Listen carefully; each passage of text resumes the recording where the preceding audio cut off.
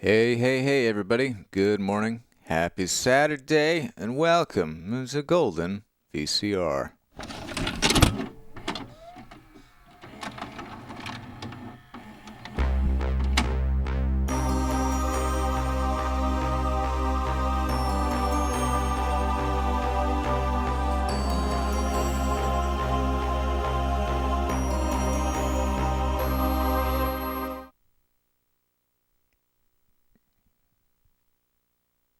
Eerie silence. There we go. Hi, everyone. Hope you're doing well. I'm a little tired, but I've been awake for 2 whole hours, so I'm doing great. I got myself a cute little breakfast, and I'm ready to watch some tapes with you. Thank you. I am feeling a good bit better. I feel better, in fact, like officially healed. Knock on wood. Although I've been using my sick time to work nonstop on projects, so I'm worn out from that. I have pulled some tapes from the mystery box for today. I've added 5 new tapes to the website that I don't believe any of you have seen before, so we can crack into those today. We have got In Motion with Michael Moschen. Get it? Produced and directed by Skip Bloomberg. We have... These are all tapes. I have a big box of these. I just picked 5 to scan. These are all tapes that I picked up at random thrift stores in Western North Carolina. The Turbo Cooker Instructional Video. How intriguing. Bush Pilots of Alaska from 1995. Now It Can Be Heard, The Sounds of Baseball. Everyone has watched baseball, but how often have you heard it? It's bloopers with sound, narrated by Tommy Lasorda. And finally, the last in this batch of 5 is Shop Secrets from Master Craft. Oh, that's typo, Craftsman. It's an hour of woodworking advice from friendly white dads. So that's going to be great, too. I'm excited for all of these. I think we should start today... Well, what should we start with? Instructional video? I feel like we need to start with something a little chill. Turbo Cooker? I'm down for Turbo Cooker.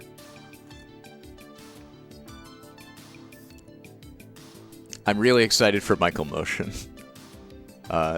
That's got real feature presentation energy for me. Ooh, speaking of feature presentations, we could also watch a feature films for families today. I don't know if I have that in me though, so you may not have to worry about that. Let's look at the Turbo Cooker. I love this logo.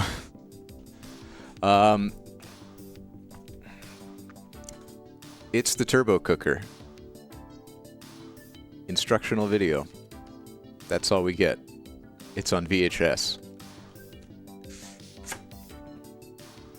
Let's see. Copyright 2001 GT Merchandising and Licensing Corp. New York, New York. Turbo Cooker. Let's do it.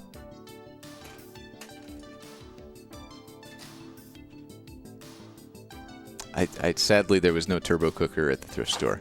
Although there might have been. I didn't check the appliance aisle.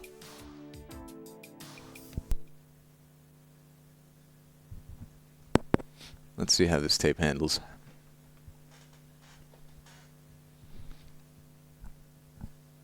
It is from the 21st century. Although everybody knows the 90s didn't end until September of 2001, so this is still technically the 90s in my book. Hi, I'm Kathy Mitchell. Thank you for bringing the turbo It's Kathy pan Mitchell. into your home. And now if you spend a few minutes with me, I'm going to show you how it can make your cooking fast, Isn't she the Sticky fun, Buddy and lady? healthy. First of all, let's take a look at what you got in the box. You got your turbo cooker pan. I'm Now here this for is this. a dynamite pan. It's got a gotta great eat my, nonstick surface. It's easy to use and it's really easy to clean.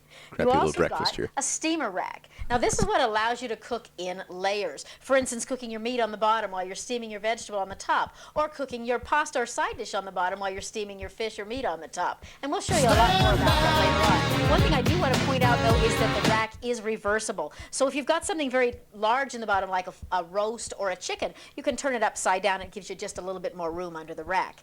Now, you also got your turbo dome cover. It's high enough that it will allow you to stack lots of food up on that rack and still have Turbo plenty of room for Dome. cooking. And it also has a Turbo great Dome. valve on the top. Now this valve will open or close, and every recipe will tell you whether you need to be cooking with the valve open or closed, so you don't have to guess at it. But we'll explain more about that later. Now you also got 30 of these great full color, full meal recipe cards. These are going to take you through breakfast, lunch, dinner, desserts, and lots more. Plus, you'll got a great quick and easy cooking guide. Now this is going to help you to make your family's favorite foods and actually even create some of your own recipes. All the information you need to cook anything in this guide. And one more thing, you also got a great springform pan. Now this is what we're going to use later on to make some super Is this desserts. just a pan? So let's go back for just a second. This must to the be the recipe 90s card, version of those because these are trendy actually the Instagram key pans. to using your pan. Everything you need to know is on here. And to explain them to you a little bit, I've got the man with me today, not only responsible for writing these recipe cards, but for inventing the turbo pan. Oh my God, he looks so enthused. Hi, Randall. Why don't you show them a little bit about how they're going to use these cards? We've tried to make these cards easy for everybody to use. We've color-coded them for breakfast, lunch, and dinner, orange, green, and blue. We've given you all the information on it for your recipes to be able to purchase the food both in main ingredients, liquid, and Is he dry wearing a ingredients. We tell you denim how long it chef takes to make coat? the recipe. We tell you how many people it serves. We also give you all the nutritional information so you know exactly what you're getting when you're eating the food. And on the back of the card, what you've got are all of the elements that you need to actually make the food. In other words, these are so complete that when I have these cards, it's like having Chef Randall right here in the kitchen with me every step of the way. Kathy, you're 100% right. You've got the cards. You don't need me anymore. Thanks, Chef Randall. Okay, let's start turbo cooking. Now I'm going to start with the basic how to fry without oil. And to do that, we're going to go ahead and make this sirloin steak. I really and love sauteed Randall's onion energy. recipe. Now, all of the timing on all the recipes starts with a cold pan. So the first thing I'm going to go ahead and do is add my ingredients. In this case, we've got some strips of sirloin steak that we've marinated in just a little bit of wine and some seasonings, and some onions. And let me show you a little trick while we're doing this. Easy way for you to cut that steak into strips is with a pair of scissors. Easy and fast just to cut it just like that. Much easier, I think, than a knife. So you're going to find little hints like that on your recipe cards as you go along. So now we're going to go ahead and turn that heat up to high. And notice I'm not adding any liquid. Now, the onions have a natural water to them. The meat has a natural water. And they all have a caramelizing agent that as we cook them on this dry pan, you're going to Just get a picking up natural food out rub. of the So I'm gonna go pan with her ahead hands. and It's very cover Tim and that up. Eric. And give it 4 minutes. And once that's done, we're going to show you how to cook your rice in there at the same time, and we'll actually have sirloin steak and sauteed onions on a bed of white rice. Now, while I'm looking at this recipe, you notice it's got a broccoli along with it, and we're going to steam that in there in a minute. But I want to show you that these recipes are not going to limit you to just the recipes that are on them. If you take a look at this, you can imagine if I marinated Oh my that God, steak she's got in a 2 turbo teriyaki cookers. or a soy sauce instead of the wine, I could have a broccoli beef. Or if I substituted the strips of steak for strips of chicken, I could have a chicken stir fry. So you can use these recipes as a guide, but changing a few ingredients, you can really double and triple the amount of recipes you're going to be able to cook with your pan. Now I've got the timer set for 4 minutes. Recipe card says valve closed. Always going to tell me what I need to know. Ready to go. Another thing I've been doing that's while cooking, sick is let me show you something else in this watching other pan here. all of Tom Goes to In the this one, Mayor. I've got the meat sauteing on the bottom, and in a minute I'm going to move the meat up to the top and cook my rice on the bottom. I'm really and we're gonna primed use an for instant rice. Over Tim here, and Eric though, energy. I want to show you if you want to do a packaged rice mix, something that takes a little bit longer, like this one takes about 20 minutes. I'm going to go ahead and start the rice in the bottom, then I'm going to move it up to the top and cook my meat in the bottom. So you'll show basically the same frying of the meat and the cooking of the rice, but in 2 different ways. So I'm going to go ahead and put in my rice and my liquid. And I've left out the margarine that this calls for. You'll find that when you make packaged rices, you don't really need to add that margarine or butter to them. We're going to go ahead and set that timer on high, and that temperature on high, excuse me. And this is going to take 20 minutes total, but I'm going to give it about 10 minutes right now. We're going to cook it halfway, then we're going to move the rice up to the top to finish the cooking, and I'll show you how you can fry your meat on the bottom. Now we're going to go ahead and put on the dome, and we're going to close that valve, 10 minutes on the timer. All right, now while these are cooking, let's talk about a few handy things that you've probably got in your kitchen right now that you're going to be able to use with your turbo cooker. I talked about after that rice is about halfway cooked, I'm going to transfer it to a bowl and move it up to the steam rack. So what about a bowl? You can just about use anything you've got, whether it's metal or ceramic or glass or even a hard plastic. These will all work inside your pan. Now you're also going to find it's handy to have a kitchen fork around because this is what you're going to use to lift up your rack, and I'll show you that in just a couple of minutes. All right, I have about 7 seconds left on the timer, so I'm going to get my water ready because I want to show you that once the timer goes,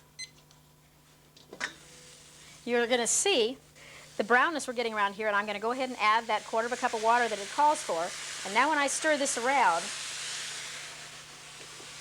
look at the brownness I've gotten in the bottom of that pan there. And that's all with no oil. So those onions are caramelizing beautifully. We're getting a nice brownness.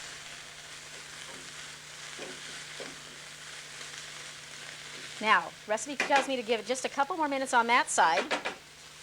So get that meat on the other side. And I think this one's just about ready to move over. Yeah, I've just got about 27 seconds here. Now you can see that still has a little bit of the liquid left in it. And as I put it into this bowl, it's going to finish cooking up on the top. So I'm going to go ahead and transfer it into a bowl. And here's where you can see that wonderful nonstick surface really comes in handy because this pan is practically clean in the bottom, just like that, just a couple of grains of rice. All right, so while that rice is going to cook on the top, now I'm going to go ahead and cook my meat in the bottom. And in this case, I've got some pork chops and a piece of chicken. Just lay them right in the bottom. Go ahead and season them with whatever you like, whatever your favorite seasonings are. We're going to set that steamer rack in there. I'm going to place the rice right up on the top. And I'm going to add about a 1/4 cup of water right around the edges there.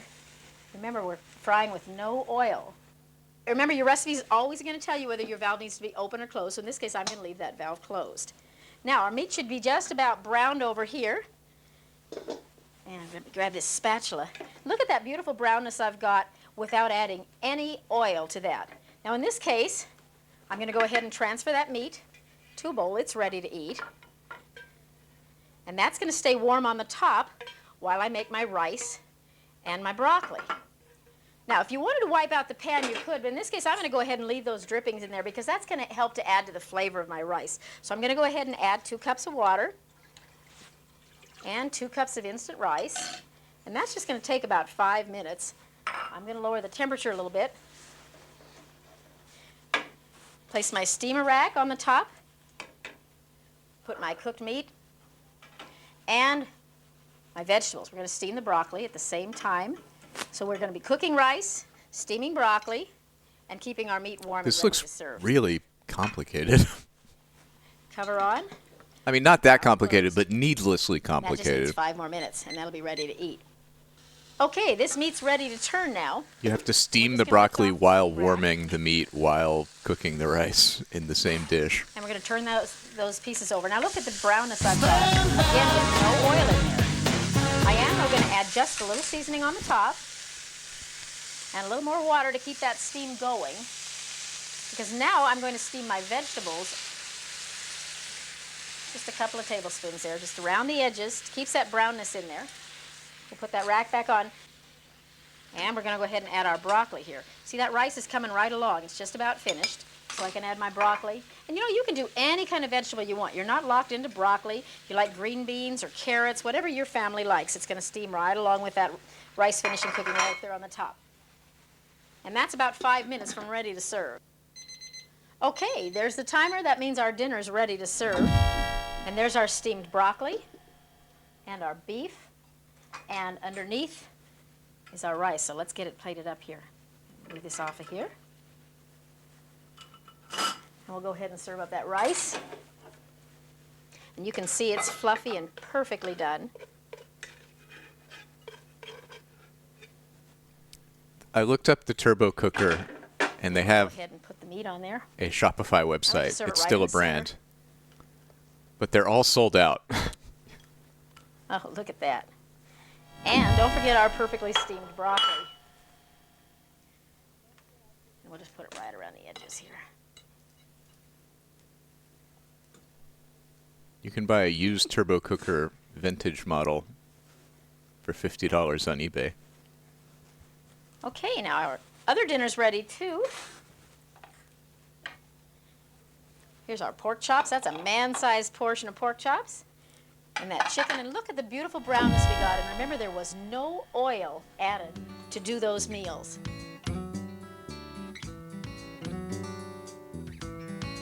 Okay, we're going to do a couple Holy of pasta shit. recipes now. The first one, I'm going to go ahead and use one of the recipe cards, but the other one, I'm going to show you how you can put together your That was own an recipe elaborate using the guide. hemp So let's start ghost. off with a pasta primavera.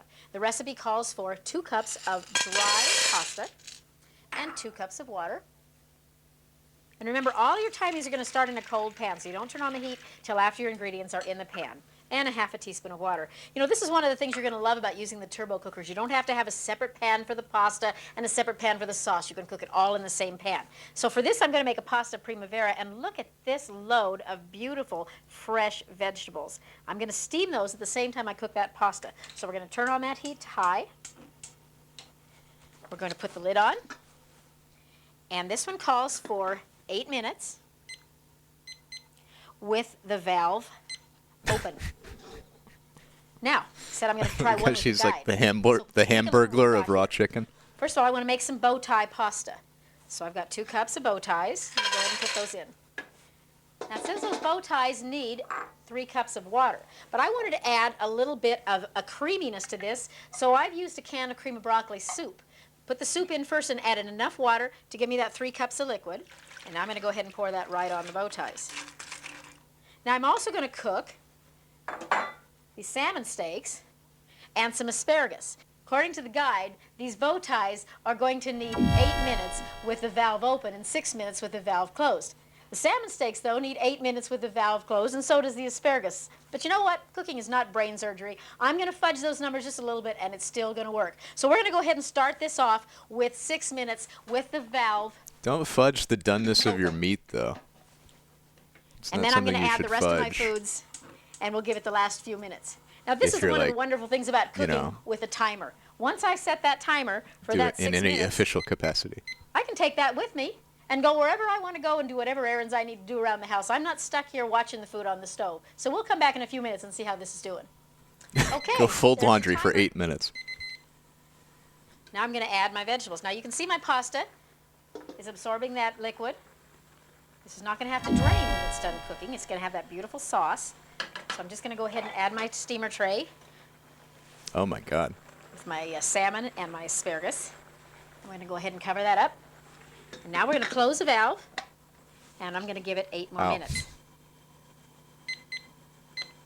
Now over here, our pasta primavera is just about ready to go. I'm going to fudge for your sake here, and let's get it started. I've got about actually a few more seconds, but we're going to go ahead and dump it in. Now what I've got here is the pasta is partially cooked, not quite done yet, and I'm going to go ahead and, according to the recipe, I'm going to go ahead and dump these veggies down into it. Oh, look at those! Look at the color on those vegetables. There's nothing like steamed vegetables. Whew, a little warm.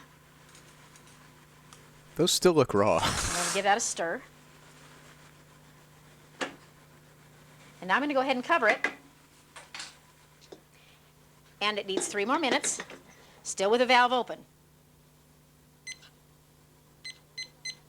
Okay, so we'll check back in a few minutes. Okay, that 3 minutes is up. Now, according to the instructions, I'm going to give it a little bit of a stir. And now we're going to give it another 5 minutes with the valve closed. That's where that pasta is really going to absorb the rest of the liquid. And then we'll add a sauce, and that'll be just about ready to serve. So we're going to close the valve, and 5 more minutes. Okay, there's the bell. And let's take a look.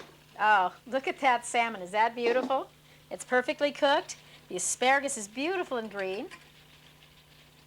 And here is our pasta in a cream sauce, perfectly done. See, I didn't have to drain it, didn't have 2 or 3 pots to clean up. That's beautiful. Now we'll get that on a plate in a couple of minutes and show you how it looks. Let's check our pasta primavera. Perfect. Now, according to the recipe, I need to give this a stir. You can see that pasta is really absorbing the liquid.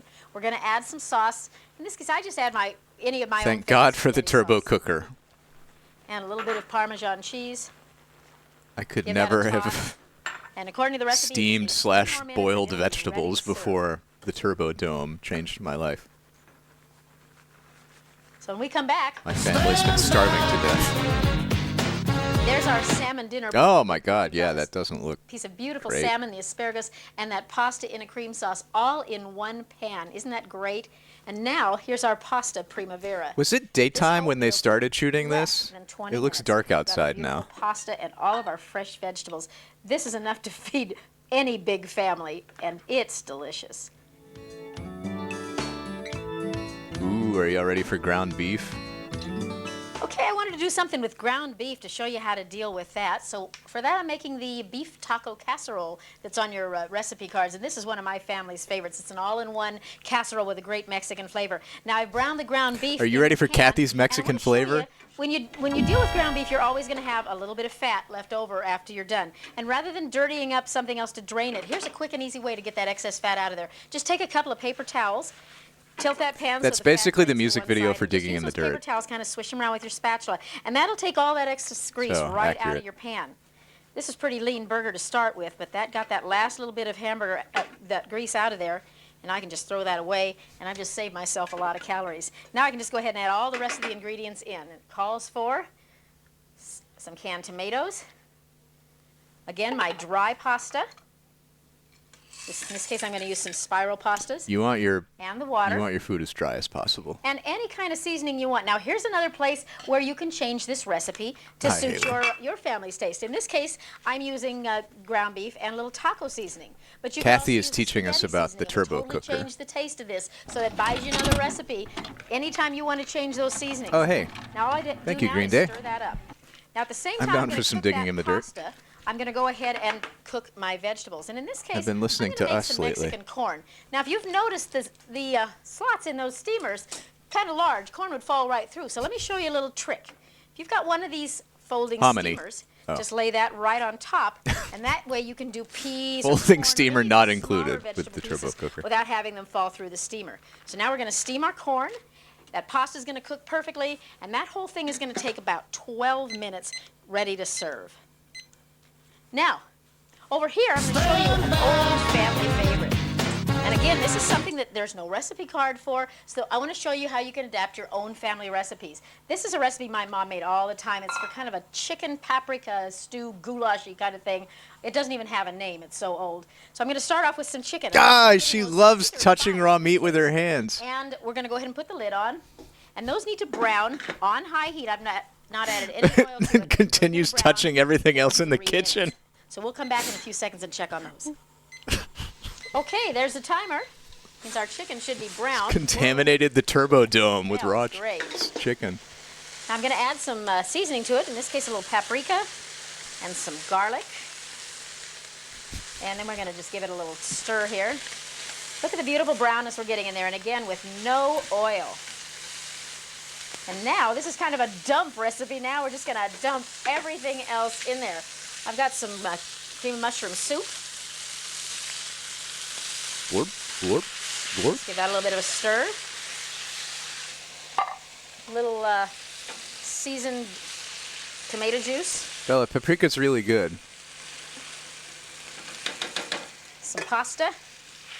We'll use some of those spirals and some beautiful fresh vegetables. There's carrots, celery, green and red peppers, mushrooms, onions. This is a wonderful stew when it's done.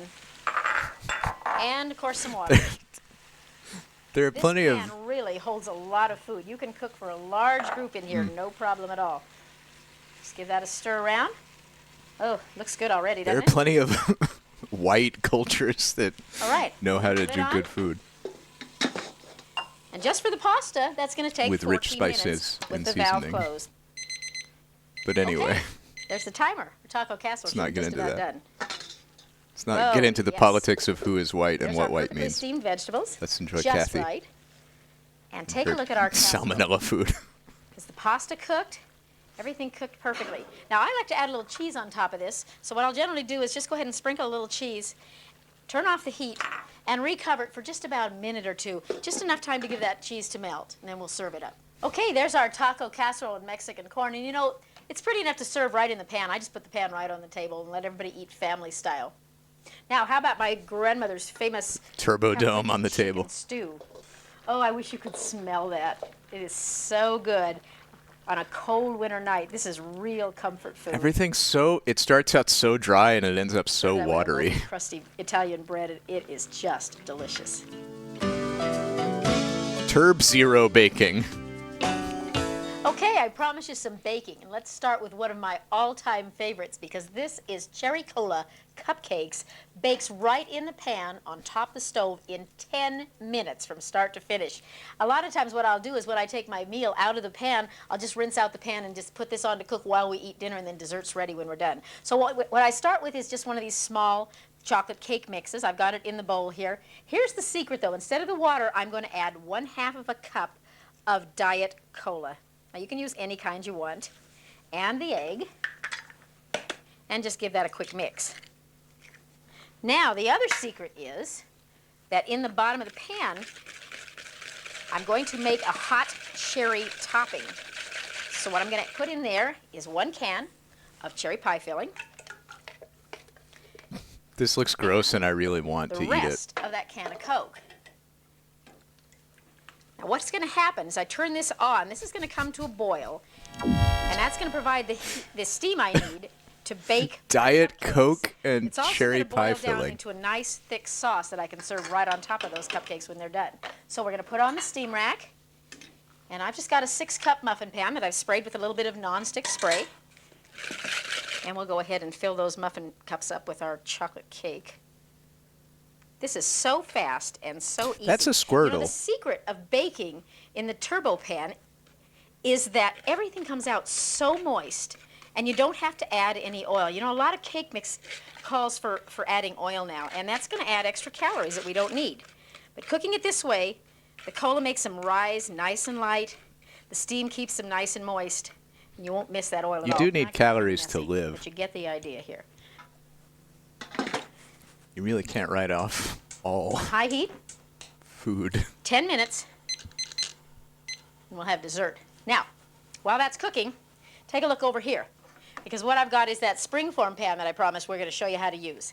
Now, in the bottom, as you can see, I've got some brown sugar, some pineapple rings, and I'm going to make an upside-down cake. Now, the difference here is that there is no recipe for upside-down cake. Your recipe is for chocolate cake. But I want you to realize... God damn it, you don't Randall. have to use these You let us recipes down. Exactly as they're printed. What you do is use them to give you the times you need to do your baking. So in this case, I've got a Wait. white cake mix that I've mixed up. Are we making Now, a here's another secret for you. steamed Again, I mentioned pineapple that most of the upside-down mixes cake? you're going to find in the store nowadays call for adding oil. I've left out the oil. What I used in here was 1 can of diet ginger ale and the 3 eggs it called for, but I left out that 1/3 of a cup of oil. I just added enough liquid so that I think it called for 1 1/4 cups of water and 1/3 of a cup of vegetable oil. I just used all the cola instead. Now I've put my pineapple rings down in the bottom with a little bit of brown sugar, and now we're going to pour in the cake mix. And you're going to use that cake recipe card for the timing you tiny need hammy? to make that cake. So it calls for 1 1/2 cups of liquid in the bottom. Set your cake right up on the rack. We're steaming the cake. Turn your heat on high. Place the lid on top. And we're going to start 10 minutes with the valve open. And we'll come back and check on that in just a minute. There's our muffins. Let's take a look. Oh, those are looking good. Now you always want to check and be sure they're done. I just slide a fork down along the edge. Ooh, and I can see they're just still a little bit gummy in the bottom, so I'm going to give them just a minute or so more. You know, anytime your recipe times don't come out exactly like the recipe cards, don't worry Hit the about button, it. You know, Kathy. everybody's stove is a little bit Hit the different. button. So we're just going to add another, Hit the timer let's give it button. another 2 minutes. Then keep talking. And then we'll check those. But this, it's time to do the next There's step. so many timers. Now this has been in for 10 minutes, and look how beautiful it's rising. Isn't that gorgeous? Now the recipe says that I need to add another 1.5 cups of water, and I'm going to give it another 10 minutes, but this time with the valve closed. So we're going to close that valve and give that another 10 minutes. And we'll come back in just a couple of minutes, and those muffins will be done. Let's see what we've got This here. has so much Tim and Eric energy for wow. me. Don't The go so touching quick. Now, remember, touching some raw of it chicken with her touching bare raw chicken. hands. We gave them an extra 2 minutes because they weren't quite done on the bottom. And let's check them now. And also just how convoluted this is. Nice and high and light. And here's how you serve them. Just put that right on a plate. And here's our hot cherry topping. Oh, look at that. See that Coke boiled away, and now we're just left with a nice thick topping. We just put a spoonful right on top of there. And that is a dessert fit for company that your whole family will enjoy. Okay, there's the bell. Our upside down cake should be ready to serve. Oh, look how high and light that rises. Now here's how you serve it. Just turn your plate upside down on your pan. Flip it over. Use caution if you don't have springform Kevlar hands like It's Kathy very does. easy to remove. You just loosen that spring and just kind of give it a shake. I love how it's A just little a warm. normal-ass springform Lifts right pan up that off comes of it. with the turbo cooker. And then we'll just peel off the The top. kind that you probably already have and can use to make this cake in your oven. Pineapple stuck. Look at that. Is that beautiful? It's so Perfect. Every jiggly. time. And remember, there's no extra fat in that cake, so it's diet cake. Okay, we've cooked a lot of food today, but I think the one thing we've not cooked yet is breakfast. A lot of people hate to cook breakfast. It's hard to make everything come out all at one time. So let me show you how easy it is to do with our pan. We're going to start with eggs. Now, if you have an egg poacher like this, let me show you how simple it is to use. All you have to do is crack your eggs into the little wells. Now, I've already got some liquid in the base of the turbo pan. And Wait. all we're going to do now Thought it was called the is turbo sprinkle this cooker, with a little bit of Kathy. seasoning, whatever your family likes. A little salt and pepper is always good. I guess And the we're just turbo gonna go ahead pan and and the right turbo on that dome steam come together rack. to make the turbo cooker. It's like a Voltron kind of thing. Turn the stove on to high. Put on the lid, and the valve is closed. Now, if you don't have an egg poacher, watch this, because I'm going to show you how to use a muffin pan, and I'm going to do a couple of different things. We're going to go ahead and do those same poached eggs like I just did before, but I'm also going to show you how to make a pretty incredible omelet that your kids will absolutely love. The neat thing about making omelets in here is everybody can kind of add what they like. Haley, no, I did in the not feed the omelet. dog. So what I've got in this bowl are just some beaten eggs, and I'm just going to go Sorry ahead and about divide that. them up into the little trays there. If you wouldn't If mind you wanted to feeding add her some that, I'm sure she mushrooms would or some appreciate sauteed it. green peppers. This is and a I would great place appreciate it. to put any leftovers Thank you you, might have had thank from you. last night's dinner, little pieces of meat or vegetable or whatever. Or if you just like the traditional cheese omelet, I'll do a couple of them with cheese. Just going to sprinkle a little bit of cheese on top of there. And our seasonings. And again, all we have to do now is place that muffin pan right on top. Now, you could conceivably be frying some hash browns or sausage in the bottom at the same time. She 'Cause is remember, you legit do hungry. More than Yeah. one thing in the pan at a time. Thank you for checking. Pop on the lid. Also, what? Temperature on high. I'm going to close that valve.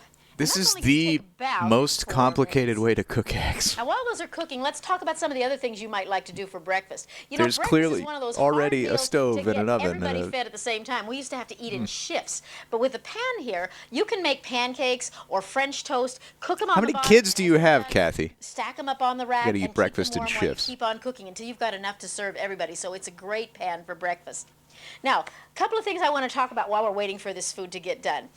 When you use the recipes, if you find that your recipes are not coming out with exactly the same timing as we used in our recipes, let me mention a couple of variables that you might be dealing with. First of all, we've tested all the recipes on gas and electric stoves, but let's face it, everybody's stove is different. Even on my stove, I find that the flame on this side is higher than the flame on I love when the that promotional side. tape So when we say to put something on high or medium-high temperature, if you find It that includes yours all the at the caveats same time about still how the has a little product bit of actually extra liquid sucks. in it, then you know that you're going to have to give it a little bit more time because maybe your stove isn't as hot as the ones we tested on. If it's getting a little bit done too fast, you're either going to need to lower the heat. If I lose my recipe cards, can I call Randall to come to my house? So play with it and a little teach me bit how to cook? until you find the right timing and the right temperature for your particular is there a stove. Randall And then guarantee all that the comes with recipes this will be pan? Simple This and easy pan? for you to do. There's the bell. Our eggs are ready. Ow, look at those. Aren't they perfect? You'll never have to say you can't cook eggs again now. Look at those. Just great. Oh, and right on time. There's our omelet. Oh, look how they puffed up. These are so perfect. These are our little individual cheese omelets. Your kids are going to love those. And the eggs. Look at that. Breakfast in a jiffy. Those are perfect eggs. All right, I think you guys are ready to head for the kitchen and cook. So if I could give you one last piece of advice, relax, have a good time. The recipes are fun and easy. You're going to love it using your pan. Have a good time.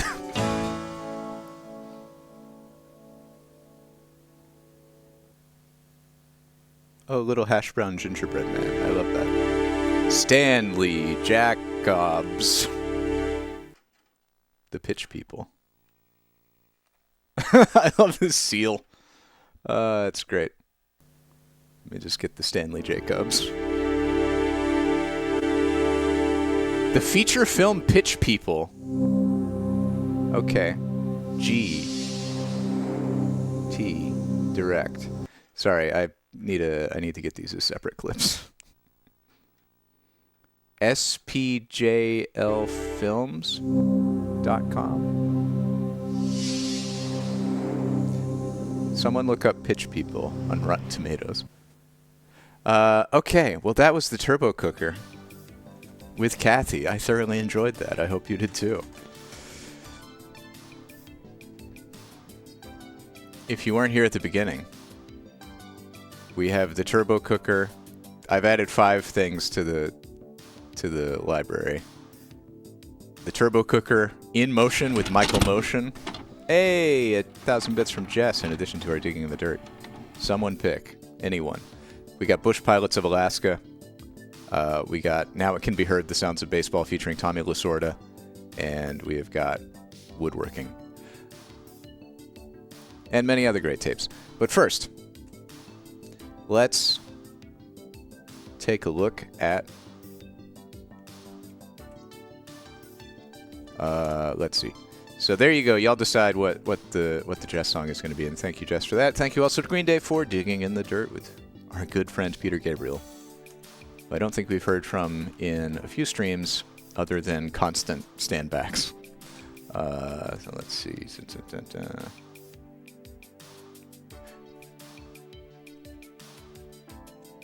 I have to find this one.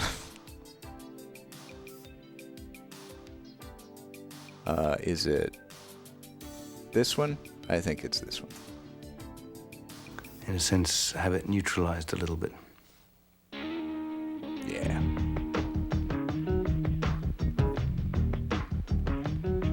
It's true, I do feel like...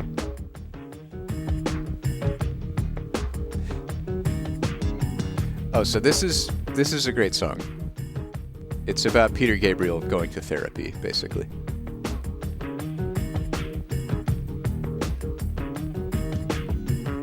Something in me, dark and sticky. All the time it's getting strong. The way of dealing with this feeling can't go on, that is too long. This time you've gone too far. This time you've gone too far. This time you've gone too far. I told you, I told you, I told you, I told you. This time you've gone too far. This time you've gone too far.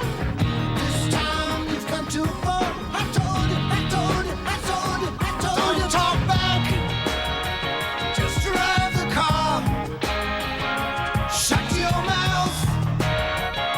I know what you are. Don't say nothing. Keep your hands on the wheel. Don't turn around. This is for real. Digging in the dirt. Stay with me, I need support. I'm digging in the dirt. Find the places I got hurt. Open up the places I got hurt. There's a poll if you want to vote on the song that we hear next. It's either Hammer Time or We've Got Cake.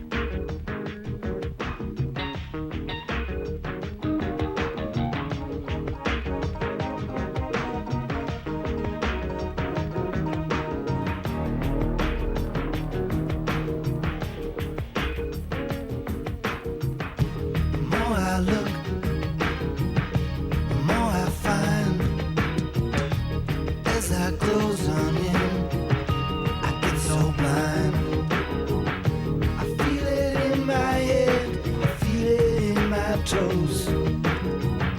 I feel it in my sex, that's the place it goes. This time you've gone too far. This time you've gone too far. This time you've gone too far. I told you, I told you, I told you, I told you. This time you've gone too far. This time you've gone too far. This time you've gone too far. I told you, I told you, I told you, I told you. Don't talk back. Just drive the car. Shut your mouth. I love how this blends Don't say nothing. this more dramatic style of video, but it still has the good old-fashioned like claymation weirdness going on in points. Digging in the dirt. Stay with me, I need support. I'm digging in the dirt to find the places I got hurt. Open up places I got hurt. I'm digging in the dirt. Stay with me, I need support. I'm digging in the dirt. Find the places I got hurt. To open up places I got hurt.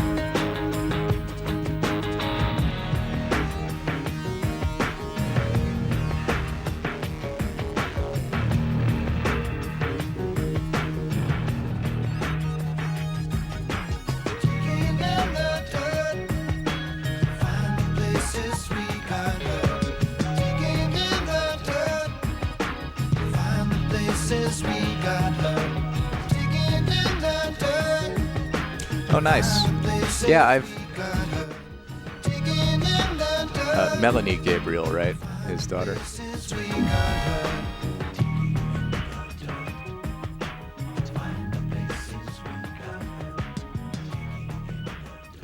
She's a singer herself and has appeared on a few tracks of his later albums. Heal. Oh, I get it. Good job, Peter Gabriel. Thank you, everyone. Let's move on to Cake. Right. Well, why didn't you say so? They've got cake! They've got cake!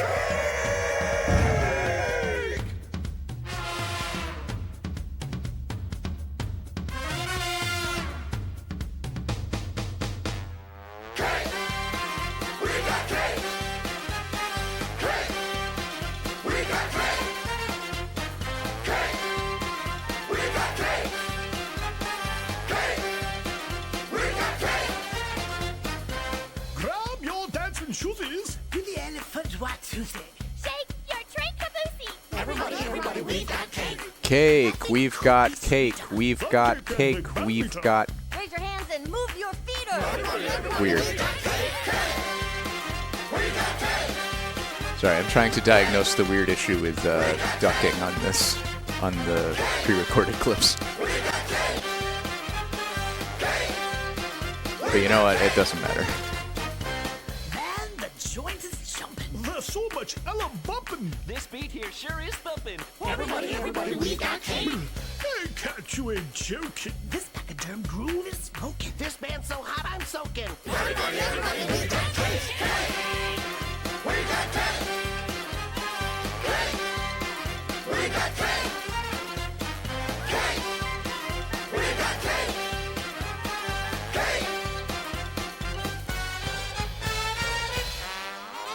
Oh, hey, thanks for letting us have my party here. Oh, you're welcome, old chap. It turned into quite a party after all. That cake was absolutely inspiring. I don't suppose I could get the recipe for my wife. Quite right. Well, all my recipes are back home in my kitchen. But if you could help us find our way back home, I could give it to you then. What a smashing idea! Are you ready to go then, chaps? I'm ready. Me too. All set. Wait, where's Patches? I'm right here. I figured we should wrap up my present before we go. If one of these pachyderms got a whiff of this sneasel bush, we'd have spent the rest of my birthday on the moon. Donkey. I have thrown in a safety clip, yes. I don't believe Toast Grandchild could be with us today, but it's Toast Grandchild's birthday tomorrow, today, something. So, happy 72nd. As people get older, they tend to become more concerned about safety. This has certainly been true with me. And since I have already had my 72nd birthday, I am far more concerned about safety than most people. WOOF! Television that has gone to the dogs! It's really been a while since I've gone through and cataloged these clips. He's on the air right now. Anyway, you'll want to watch In Motion with Michael Moschen from In Motion Productions, 1991. It's produced and directed by Skip Bloomberg. Roll over, Rover. This is Dog TV. We're glad you're here. The place you want to be. So fetch this little puppy. Yo, pooch, if you please. I'm talking about that canine saying. Well, scratch my fleas. Toby Terrier. He's the happening hound. Toby Terrier. And his video pals. Toby Terrier. He's on the air right now. Toby Terrier. With some serious bow, wow, wow. Here we go. It's In Motion with Michael Moschen. Do you get it? Do you get it?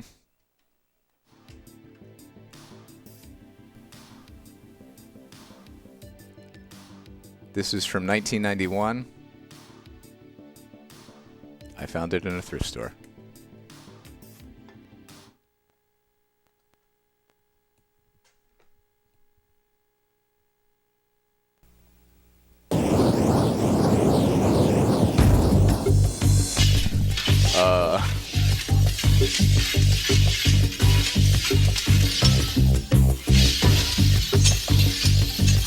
Okay. Oh my God.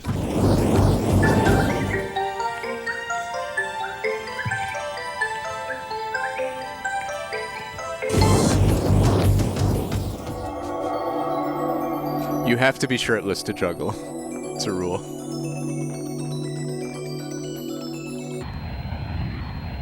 His name is Moschen. Michael Moschen. He's a choreographer and an athlete, a dancer and a juggler and an acrobat, an inventor, sculptor, scientist, and naturalist. And you'll see his unique performance next on Great Performances. Is he wearing parachute pants? Great Performances. Oh my God. We really need some audio for this logo. Texaco? Texaco. Texaco is proud to bring you juggling. Martin Marietta masterminding tomorrow's technologies. Okay. Yep. The Corporation for Public Broadcasting. Great Performances. Okay, it's from the net. All right, provided by viewers like you. I feel like there should have been audio for this, and they just cut it out while leaving the video in.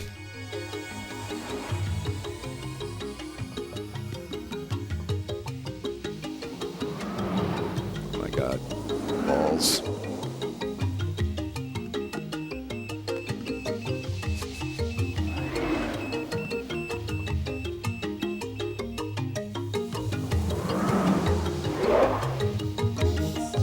This is really taking us on a journey.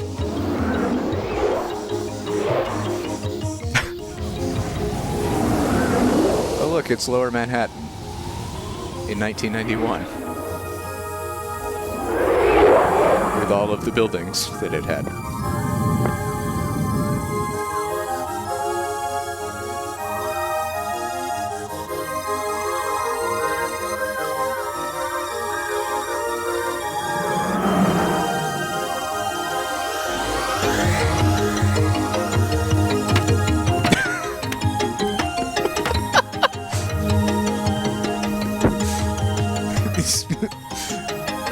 Now we got these days. You got to worry about these roving street toughs that attack you with balls.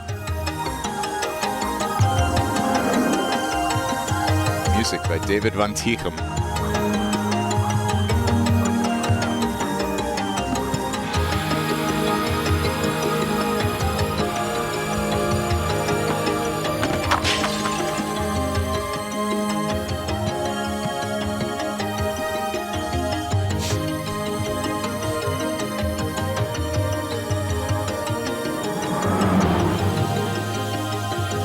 They really shouldn't have put the bar in the dining room on separate blocks. That poor waiter.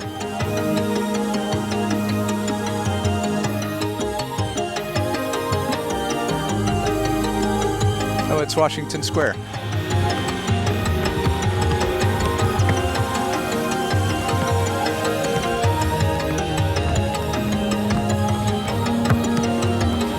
Are you entranced yet? I'm kind of entranced. Michael Moschen has the power of balls.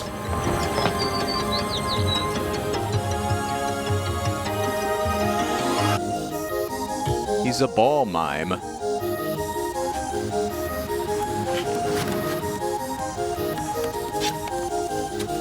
Oh my god, he can make balls climb the stairs. He can do anything with balls.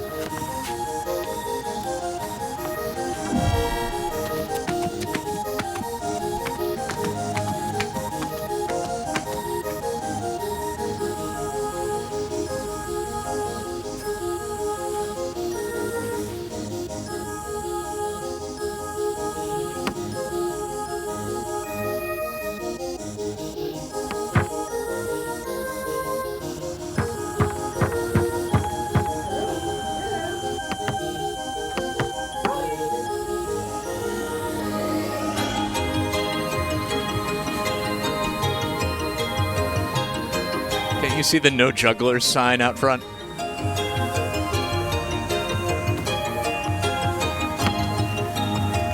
This guy is a menace. I want Batman to swing down from the rooftops and punch him in the throat for menacing the citizens. Isabella, come here. Come here, Isabella. Discovery and play are through my work. Just like Isabella, my daughter, my wife's and my daughter, everything she experiences is new for her. Right now, she's just learning how to use her hands. Hi. When I was a kid, I loved sports, and we played sports all the time. My father loved to play golf, and he taught my brother and I. And when we were 4 years old, we started to play golf.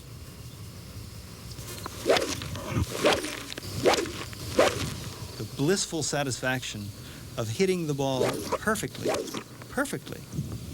Golf was the first experience I had with both power and delicacy in my hands, controlling an object. I played on my high school golf team. I probably would have been a professional golfer, but the whole competitive scene, it alienated me. I still like to make the golf ball move.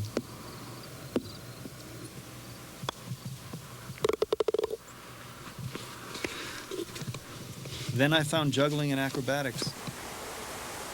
When I first came to New York City, I started performing on the streets and in front of the Metropolitan Museum of Art.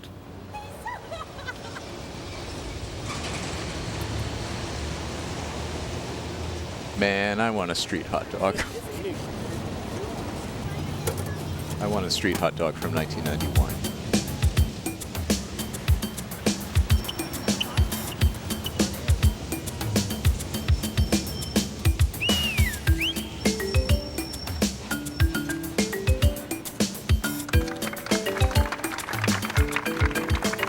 Juggling demands that every gesture be so precise.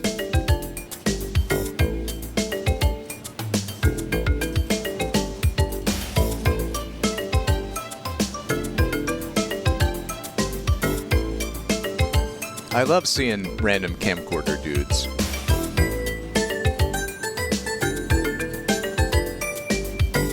What are the odds that that guy's home movie footage of this performance by Michael Moschen is in my local thrift store? Very, very close to 0, but not 0.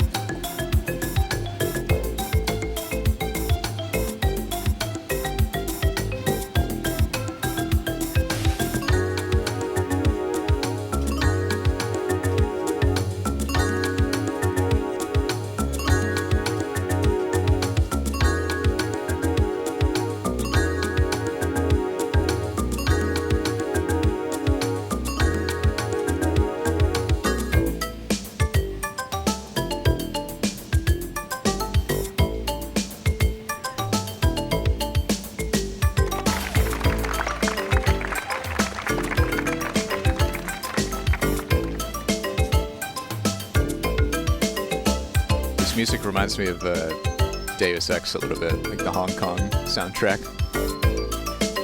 It's very good.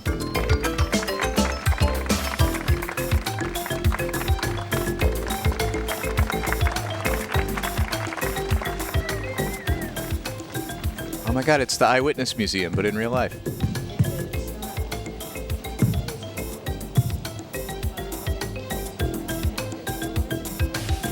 God, Michael Moschen just loves being a little shit. He's the adult version of a little shit.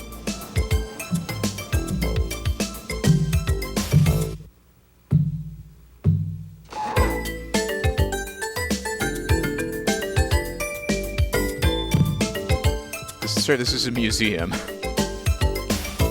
Can't you see the sign that says no bouncing balls off of the artwork?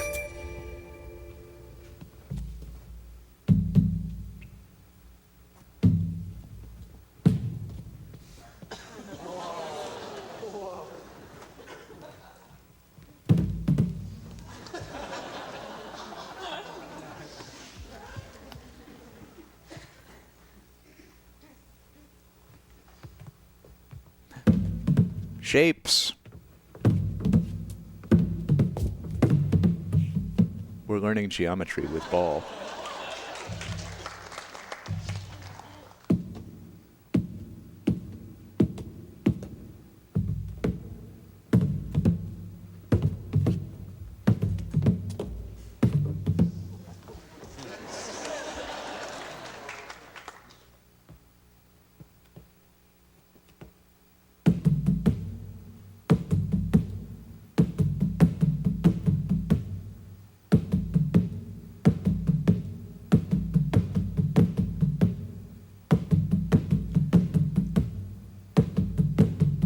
I have a question.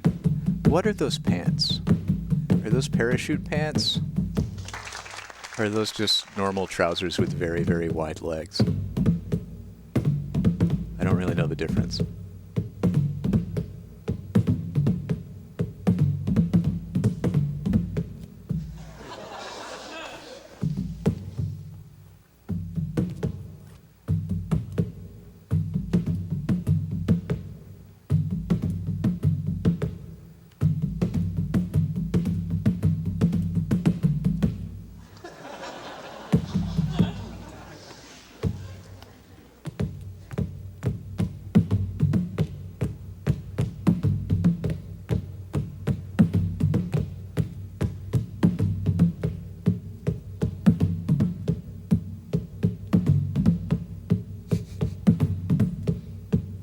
Yeah, I like it too. It's a little...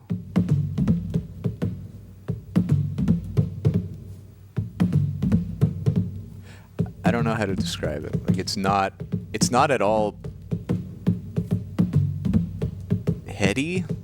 Like it's not a brainy tape. But you do just kind of have to like sit there and soak it in.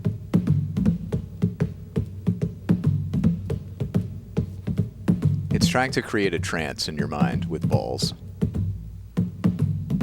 Is, I think, what it's going for. Is it putting you into a ball trance? If so, it's done its job.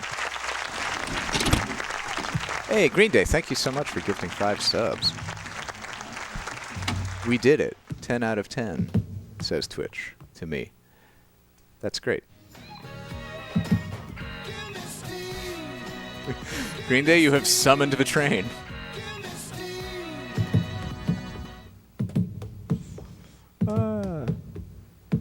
Sometimes when I hear that song now, my brain expects him to just repeat "Give Me Steam" over and over again. Anyway, thank you so much for that.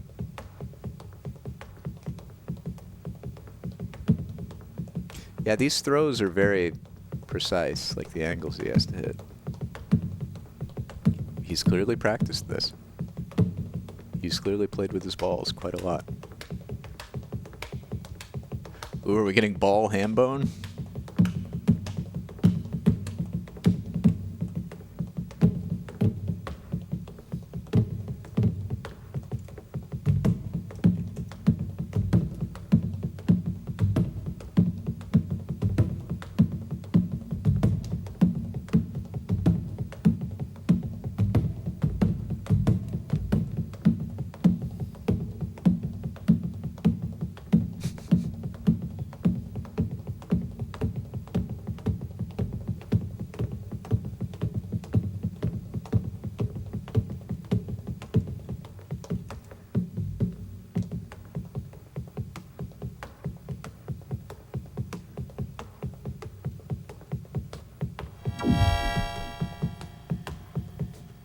God, he's tapping and balling.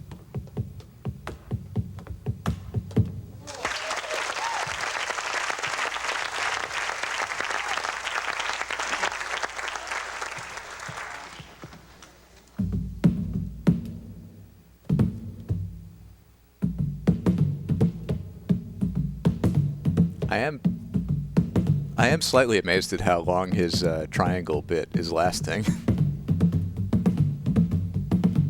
Like, do people pay for tickets to go to a concert hall and just watch him do triangle ball for an hour?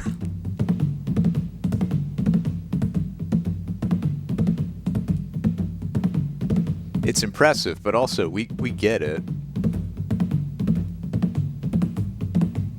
What new things can you layer in, Michael, to make this, to up the ante, to make this more and more exciting? You've taken us to the climax of triangle ball. They did tease fire in the intro. They teased fire and shirtlessness. Come to think of it, were those muscular shirtless torsos we saw, was that Michael? He's really being stealthy with the goods, wearing those baggy shirts and all, if that was him. Okay, that was just to give us a sense of what juggling was in a much more exciting and sexy context than Michael provides.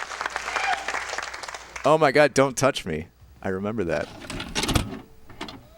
Absolutely we will don't touch me.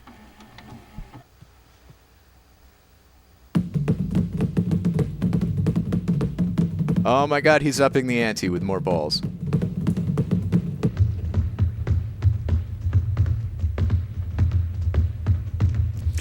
I think juggling a lot of balls is one instance where slow motion makes it less impressive. Ooh, are we getting fire now? Are we getting fire and the muscly shirtless Filipino boys? Holy shit, what's going on? Is that a translucent column? Is he juggling into hell?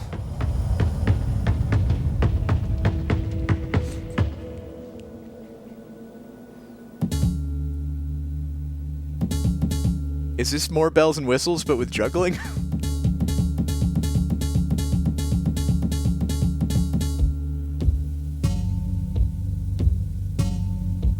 Oh, okay, it's an actual, real, practical metal plate suspended by wires, I think. Couldn't tell what, if anything, was CG here.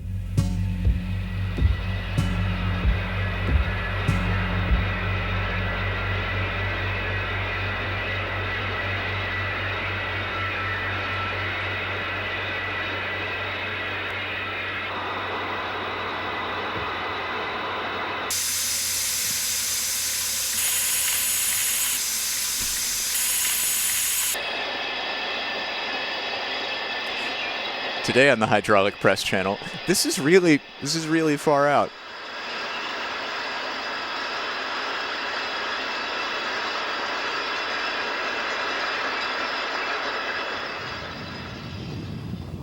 Research. Right now, I'm interested in architecture, somehow including larger forms in my performance. There's a piece there somewhere that's screaming to get out.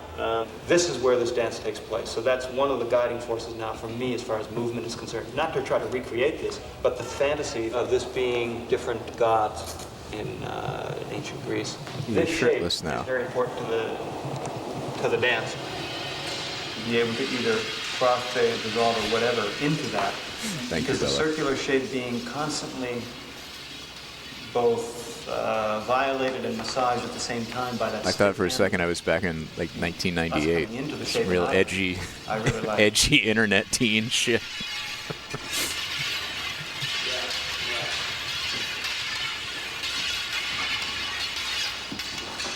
This is what we're doing now is just the beginning of a much larger piece that I'm going to have to make. It's going to take a long time.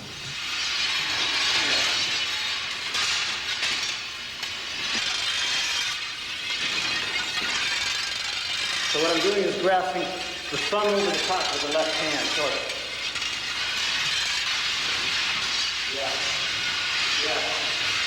Yes, everyone in this tape has been wearing pants so far. I was slightly worried in the intro, but they were wearing flesh-colored leotards with no shirt. I don't know how you... Yeah, okay, John, wait a second. But you gotta go completely... The grip has to be over.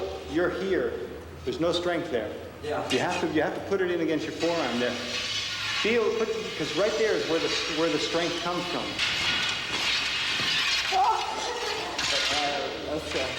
John? Yeah, this is quite a lot of metal scraping on metal. I'm putting it in like that. They really could have mic'd him for this shot. Instead of just having reverby ambient room audio of scraping metal. It's really a choice.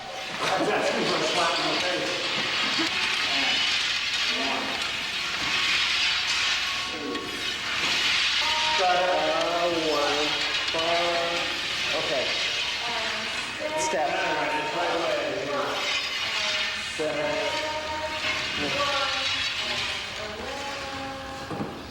Each new piece that I create is an experiment. There's a risk. But that's the only way to discover something truly But stay original tuned anyway, and because new soon we will have the and pleasing sounds of Tommy Lasorda alive. yelling at umpires.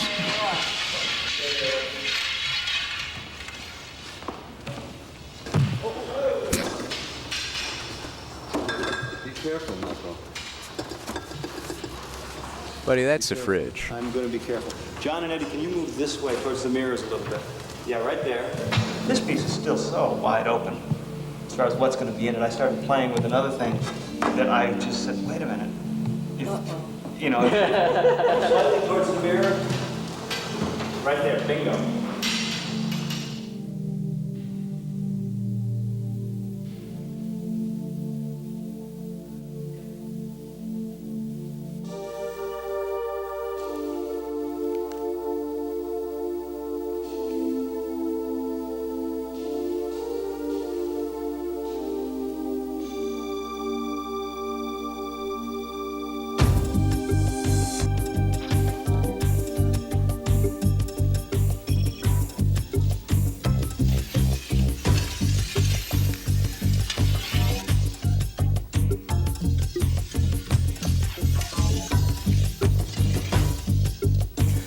Yeah, Michael Moschen is an artiste.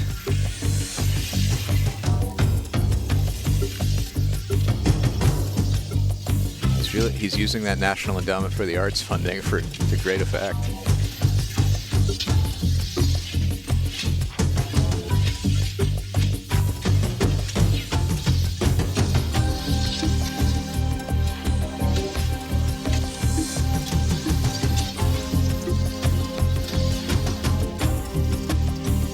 It's very bizarre.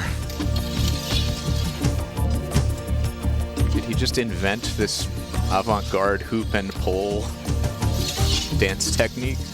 Did it come to him in a dream?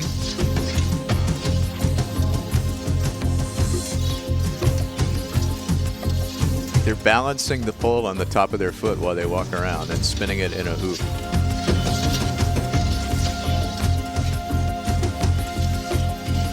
You might ask why, but perhaps that's not the point.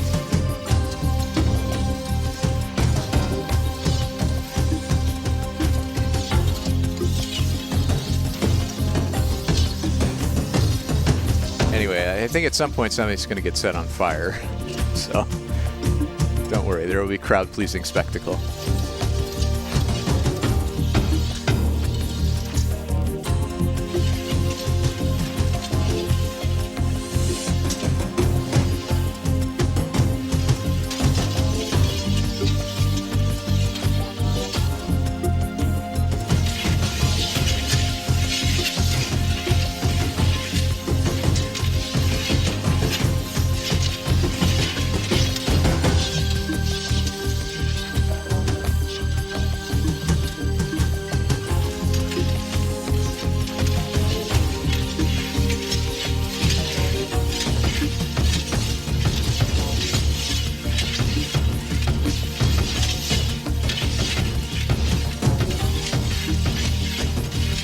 Synchronized. Oh my God. The cinematography is part of this whole thing.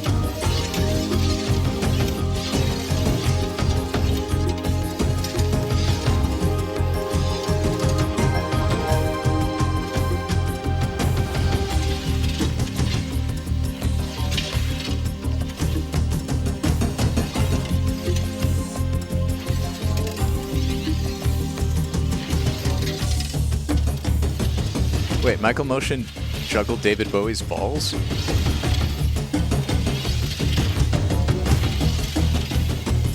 That's wonderful.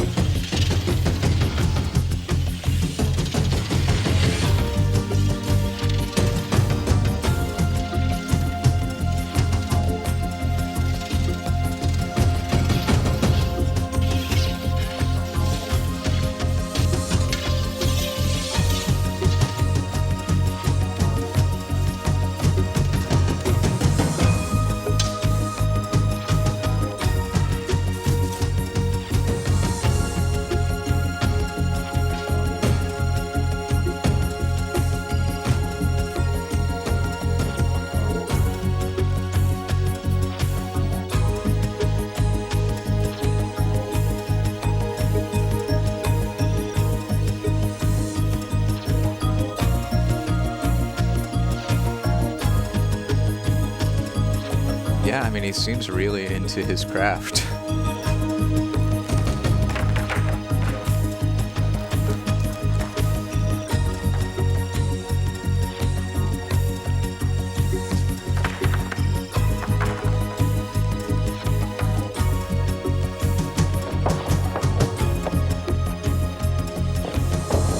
Like, he really is just entranced by the way things move and wants to convey that to an audience in unique and interesting ways. Oh my God, is it? It's dripping out a trail of gunpowder?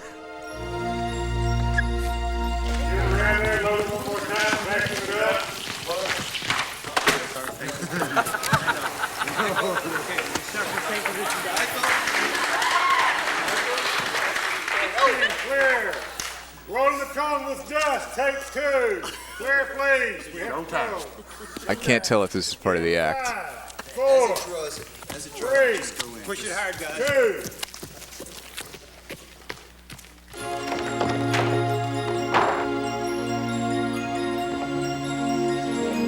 2. Just have a guy on standby with a vacuum.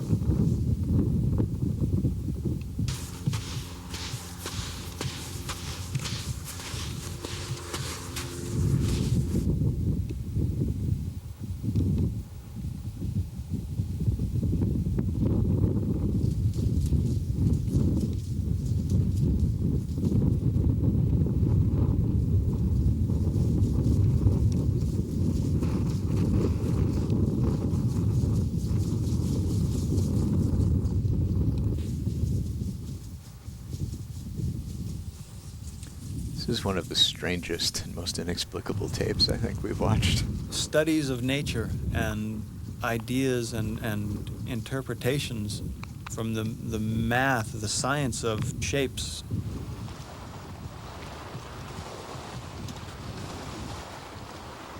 References from other artists, the sculptor Brancusi or Da Vinci, or my good friend sculptor John Kahn, or even my grandfather who was a stonemason, Michael Moschen.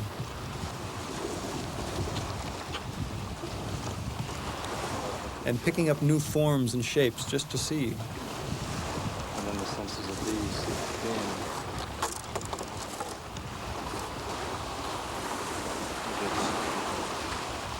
No.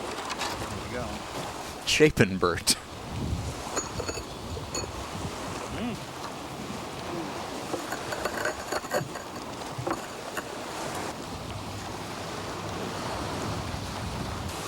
Right there. Come on.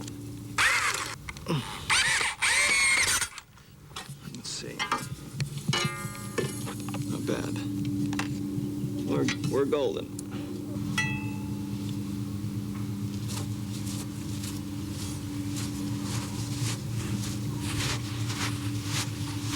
It's made a fishing net.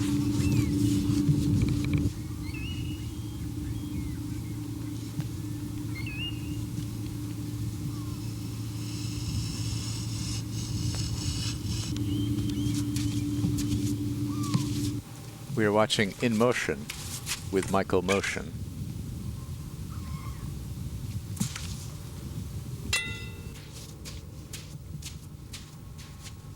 All right, now do a flying leap through it. Set it on fire and do a flying leap through it. You can do it, Michael.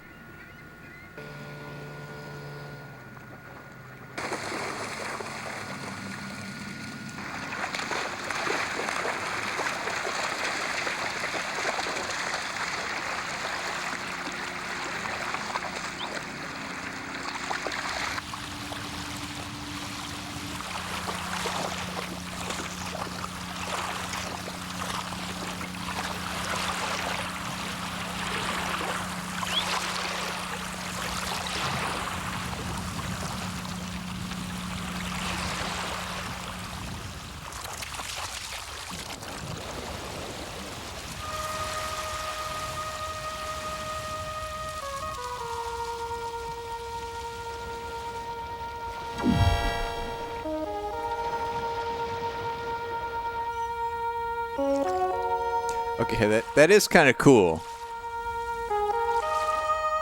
When the tide is at a certain point, it just becomes a ring sitting atop the water.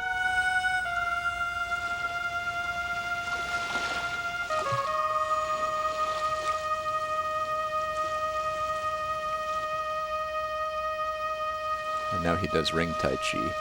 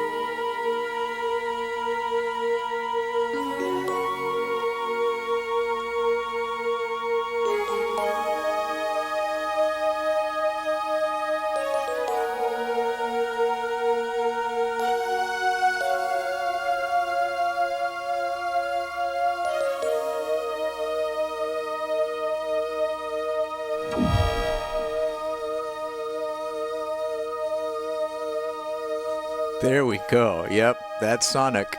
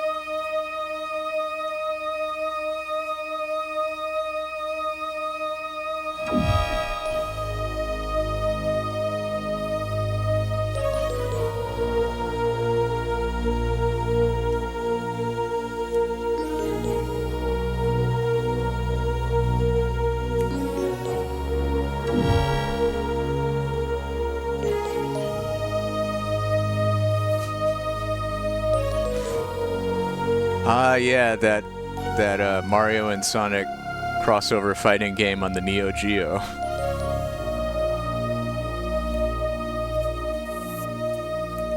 It's very SNK. I love it.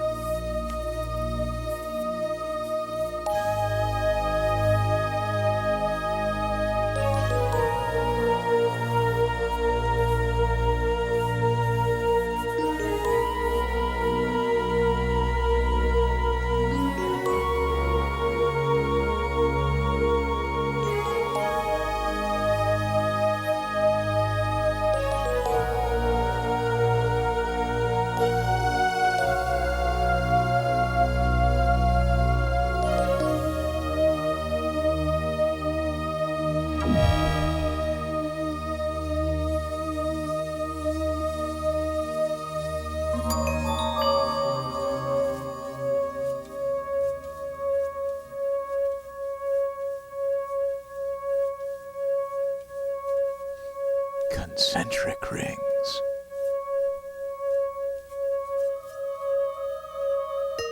Who knew we were going to get ball and ring?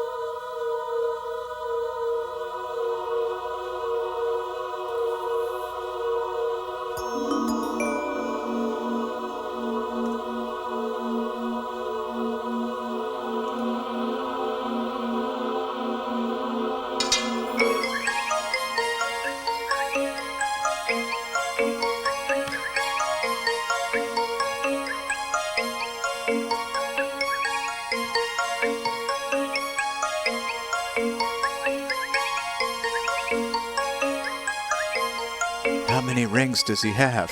I can't tell. They're going so fast. I think it's 2, though.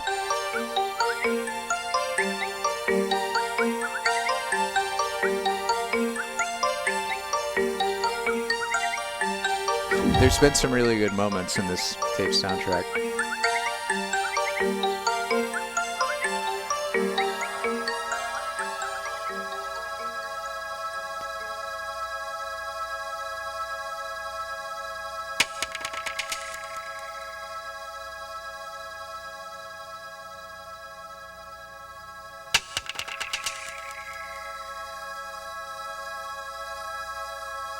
The look on his face is so intense.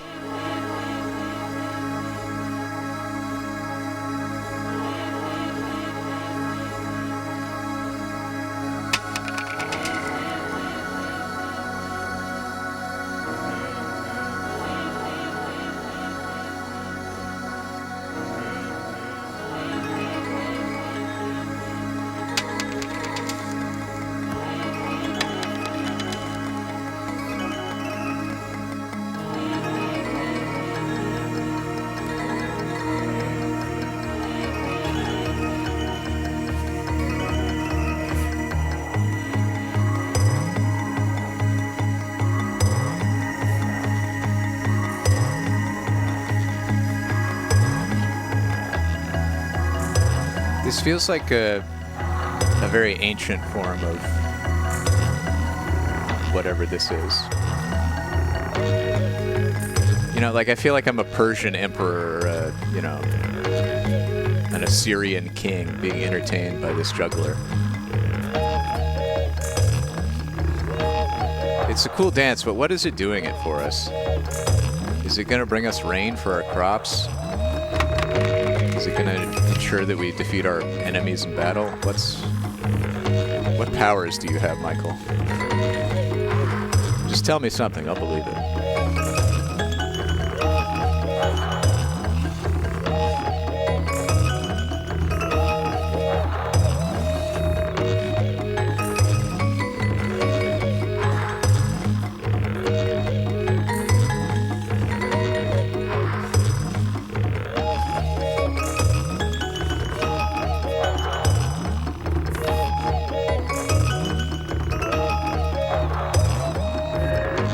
I am really, in addition to being entranced and mesmerized, I'm very impressed with like what he's getting out of these simple shapes.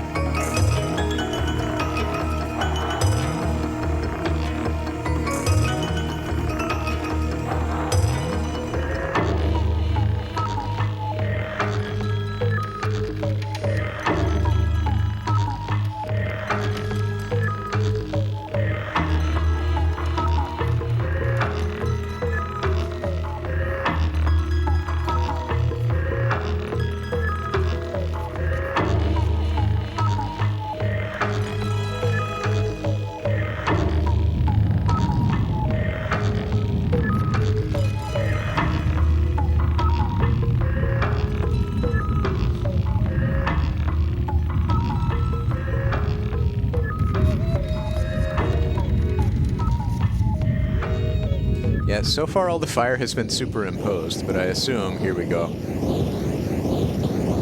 we're gonna get some real danger. Yeah.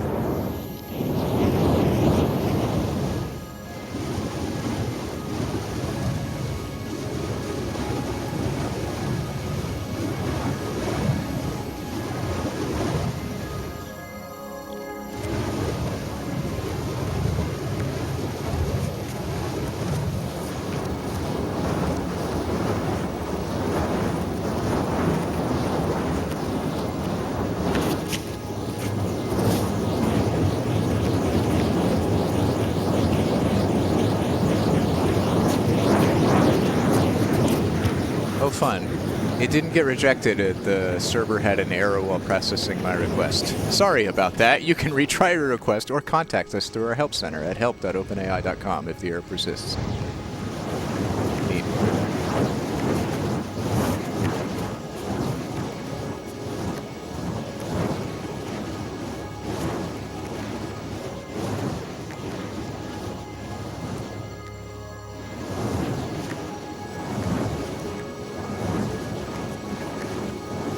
Oh yeah, this still doesn't work. We may be having an outage.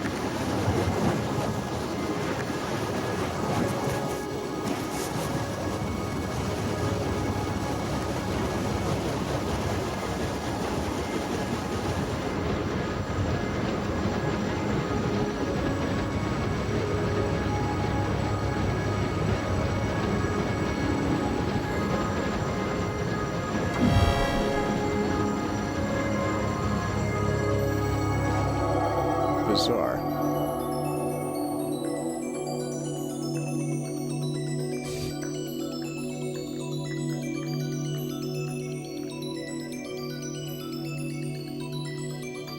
Ooh, it's time for shiny ball.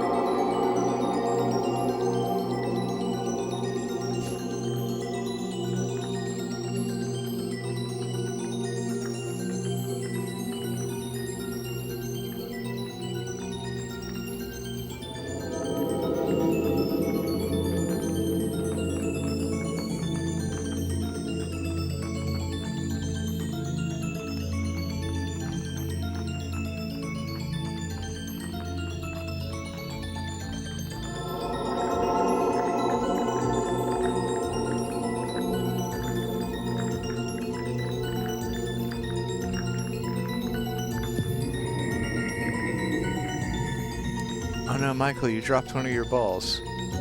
Buddy, go get it. Go get it. We'll wait. You can pause the music. We'll wait. It's okay. It happens.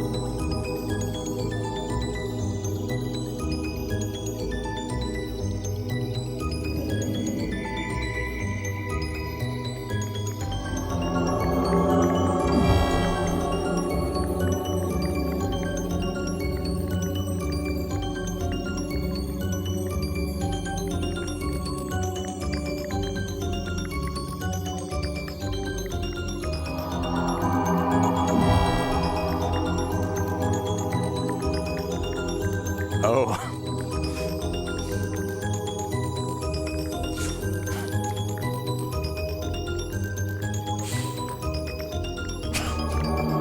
Wow. That is something.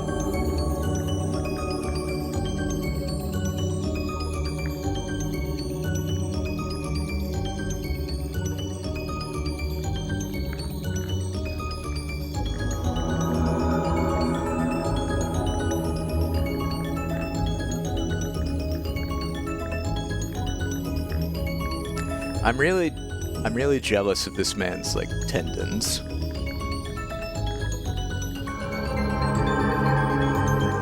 As someone who gets, like, pain now from typing.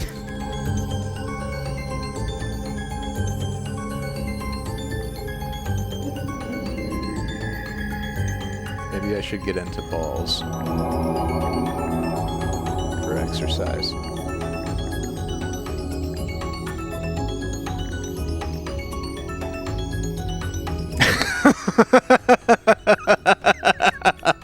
I do too, Trill.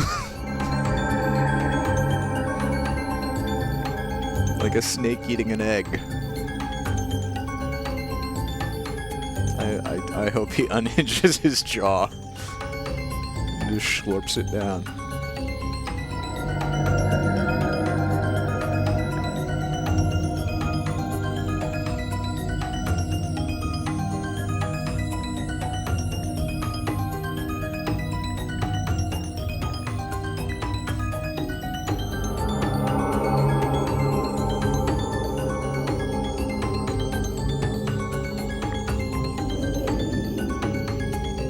Okay, he's only got 2.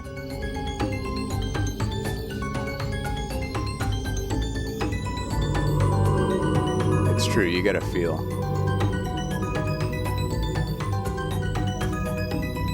If they float, that means they're dead and you shouldn't eat them. Okay, he's chosen one.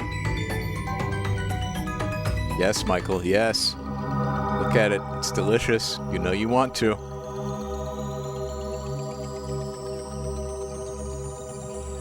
Ah.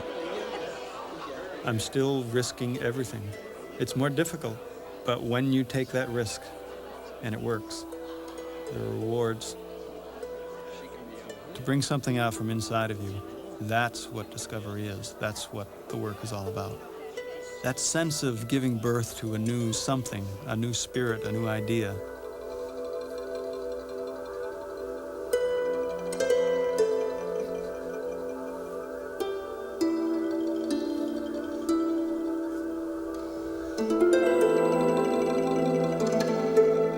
Now he's wearing clothes.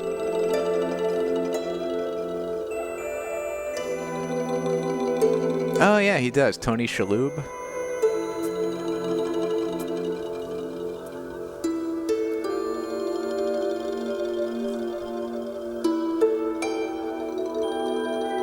I've never watched Monk, but I'm really fond of the Randy Newman song from the end of the series.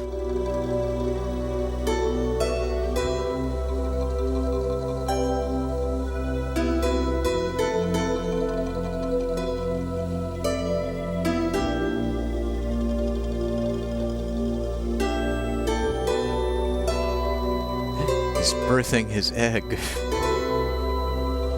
out of the Michael Canal.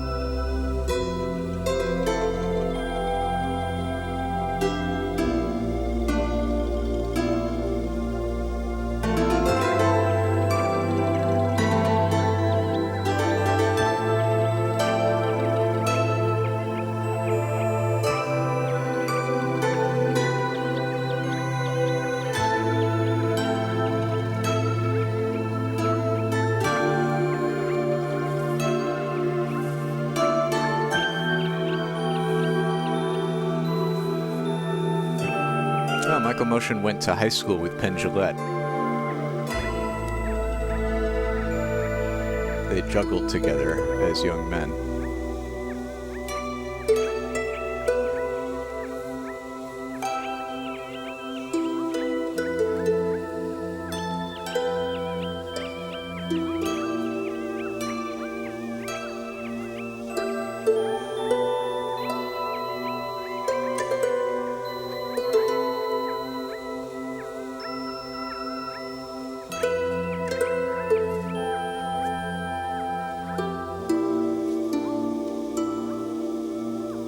This is really getting me ready for Don't Touch Me.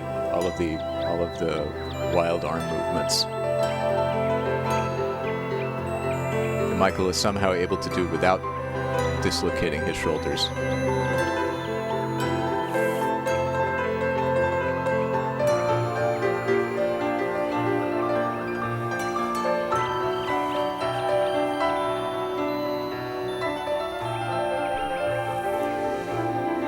It did not like that ghost, no.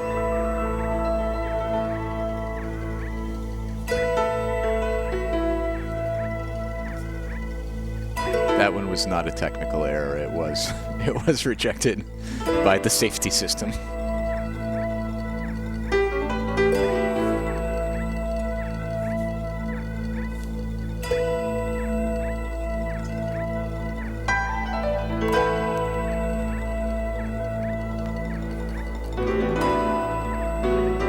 Baseball.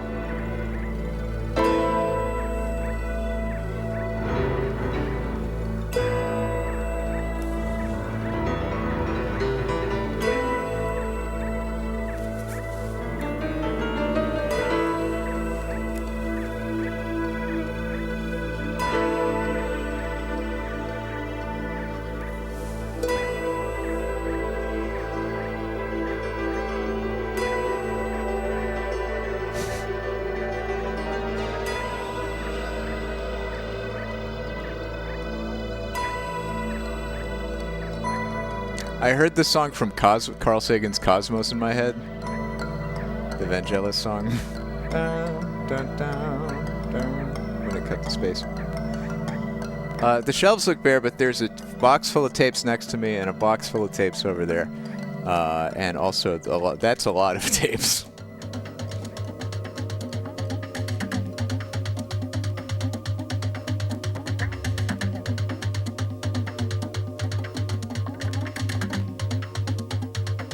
That was neat.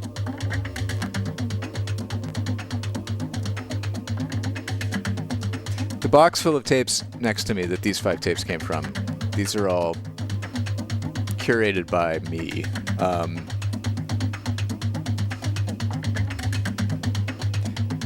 I do like having some material that's just stuff I found at the thrift stores, because I know exactly what the kind of stuff I want to see on Golden VCR.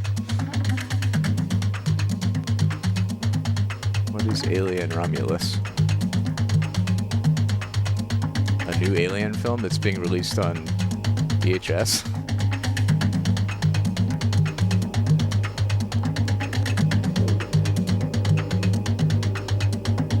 You know, I've never seen any Alien movies. I spent a good year or more of my life working on Alien Descent, the VR experience in Orange, California. That was fully... it was part of the Alien universe, and I have never watched any of the movies. Great performances with no audio. Thank you. Thank you again to Texaco and the oil industry and the defense industry for bringing us that. Why don't we? I don't know. We should be extracting arts funding from horrible corporations, though. In Motion with Michael Moschen. Hope you enjoyed that. It's time now for Don't Touch Me, and then I think we're gonna hear from Tommy Lasorda after that.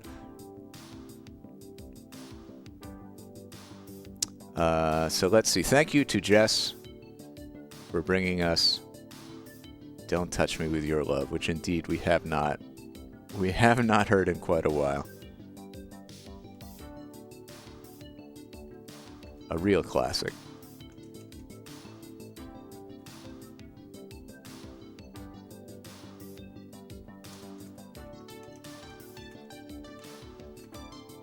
Don't touch me.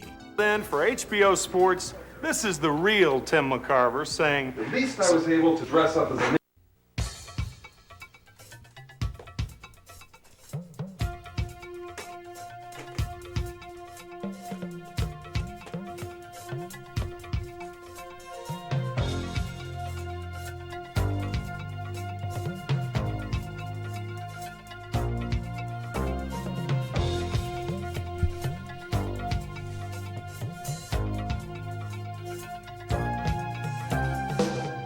You have the power to make me feel. Your microchips can make it real. Electric feelings burn so much. A simulated sense of touch. Don't touch me with your love.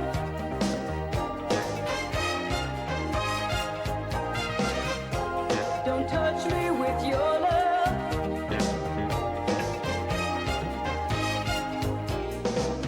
Your ecstasy drives me insane, collapsing in exquisite pain.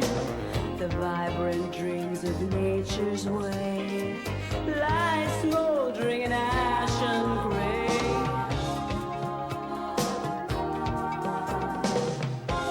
Don't touch me with your love. Don't touch me with your love. Don't touch me with your love. Don't touch me with your love. Stand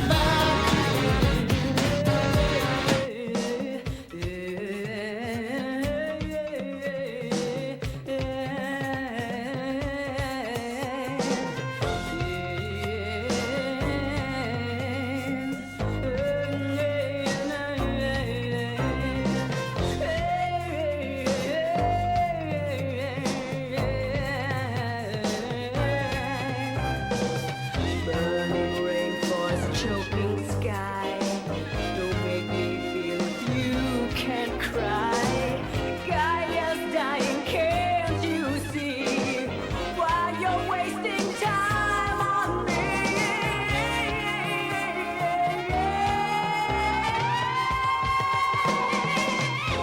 Don't touch me with your love. Don't touch me with your love. Don't touch me with your love. Don't touch me with your love. That was Don't Touch Me With Your Love. Thank you for the workout. That loosened me up. All right. Well, with that, I think I'm going to go get another cup of coffee. But while I do that, how about some Tommy Lasorda. This is baseball bloopers, but with sound.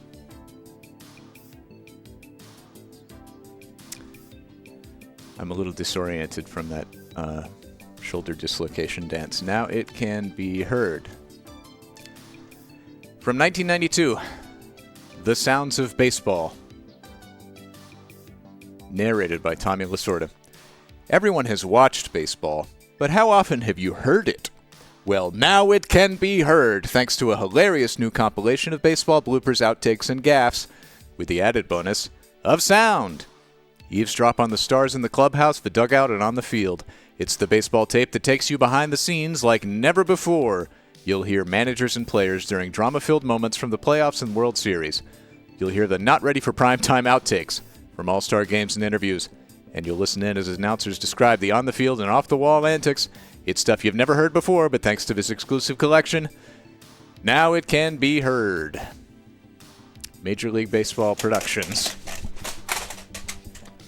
Jesus! Presents. Now it can be heard.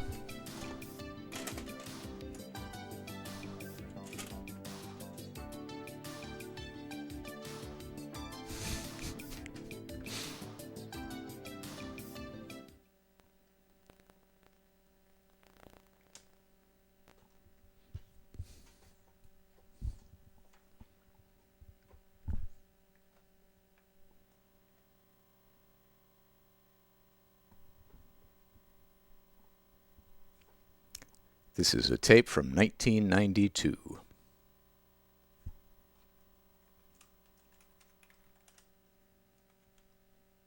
That's 32 years ago.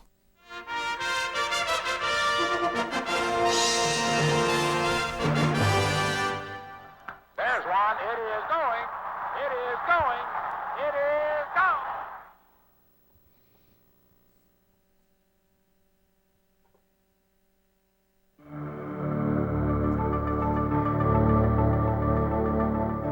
Oh yeah, this. Like having an artist sit down and take his brush to canvas. This is probably gonna have like random Alan Parsons Project songs in it to get the VOD block, but that's fine. The defensive end of the game, to me, is the most exciting part. Griffey going back to the 1-8 track, leaps high in the air, and he's got it! And that's a shot up the middle. A diving stop by Cruz. Over to Guillen. Double play! If there was any fun on the field, for me, it was a great play. Right back and off the ground. And he will not. Mike Smith, what a play to Giddy. Bo on the charge. Bo is there. Yo, I never give up, and that's one of the reasons why I make some of the plays that I do. I have never seen a catcher block home plate like Mike Moschen. Third base, one there, two there, and a triple play. Another chance for Mitchell. Congrats on winning bingo, Green Day. I've given you some points. Every time we watch a baseball tape, it makes me want to go back and watch the Simpsons episode where they have all the baseball players. It's one of the best episodes.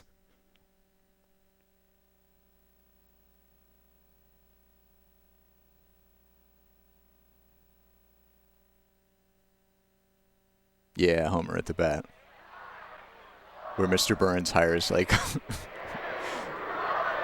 relevant MLB stars to be ringers for the power plant team.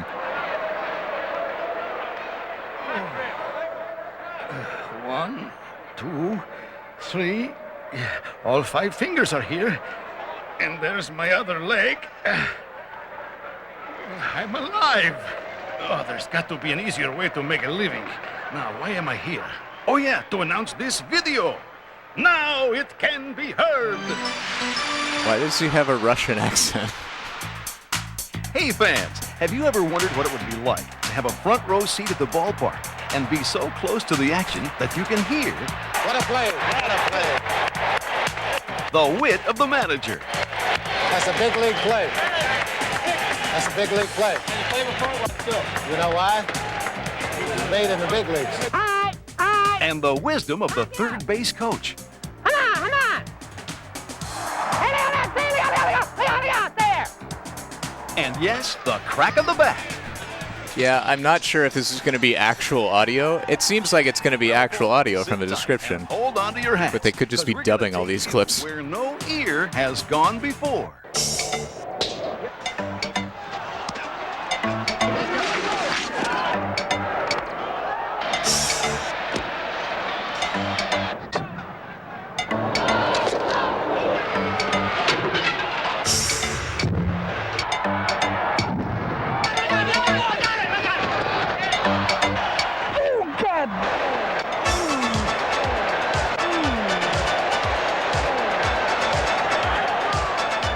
And now, here's Tommy. Hi, folks. Let's start off with some of my favorite people, the umpires. There isn't anyone I respect more. Don't you agree? No? But managers and umpires are a mutual admiration society.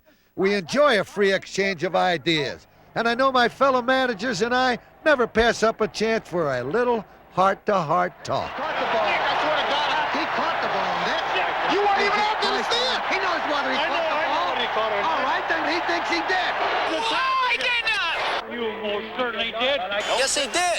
He did not. No, I didn't. It did not. Here you did. No, He did not go more than 3 feet. I hope you like angry men yelling at each other. I'm going to go get some coffee. There's no way it could have hit the bat. Enjoy baseball. Swear to God, I hit the bat. Hit the bat. Play to hit the bat, Judge. How do you know? How do you know? Eddie, he's jumping out of the way of the ball. Joe, I don't care. The ball hit the bat. If I'd have seen you hit the bat, I'd have called he's right in the batter's box. You never making it up? You know I ain't saying you're making it up. I just can't understand that the fact that he's jumping out of the way of the ball, and the ball was nowhere near the bat. Ball hit the bat, then hit him. Oh, wait a minute. And between the ball and the bat, there's about that much space. So how the hell can it hit the bat? I swear to God, it hit the bat. So what? Where's he allowed to go? What are you going to do, put him in jail? No. Huh? Get him out of here. You're going to put him in jail? No, I'm not going to put him in jail. Yeah. Boom. Don't you be intimidating. I'm not intimidating. Don't you be intimidating. I don't think he's going to go home. You don't think he's going to go home on that ball? I agree with one thing. Go ahead. He's going to score on the plate. John, you got to use your judgment on it. I understand. Yeah, he can get around him. How far? And you shut it. She's been waiting to get me out. Earl, you run yourself, Earl. Yeah. I got just as many witnesses. No, I didn't, too, John. Yeah. They're all looking at you, yeah. Oh, yeah. Yeah? You missed that one. Are you going to see it or not? Are you going to see it? How can you see that? You know, we don't always argue with umpires. Sometimes our conversations can be downright civil. That's sometimes. Stay! Yes, you did. That pitch is right at the knees on the outside corner. Now, what else do you want? I can't take that away from him. Made a good pitch. There's another good pitch. The rules are the same. Yeah. Buford, I know you don't know the rules, so it doesn't matter. What do you think about designated runner? Like it? We don't like it, no. How about the hitter? The hitter? Designated hitter. No, I said we don't like the designated hitter. Or runner? No. You're going to adapt the hitter pretty soon. No, we won't. Have to. No, we won't. Works too well. No, it doesn't. Does too. Look at our league. We don't need. Why? Where did it work? Worked all over. You know, I am right about the DH, but there are times when it comes in handy to have an umpire around. Who else knows what to do when the earth moves at a World Series? In a situation where we have a tremor, whatever happens, happens. Everything's in play. Everything's in play. The ball's not dead when the tremor occurs. Right. In other words, it keeps on going until the play is over. It's just like a bad hop. You got it? Like a ground ball bad hop. That's, the lights go out, it's the book. The lights go out. We got that covered by the book. Speaking of being covered, it's good to have an umpire around when you're about to embarrass yourself in front of 80 million people watching the World Series.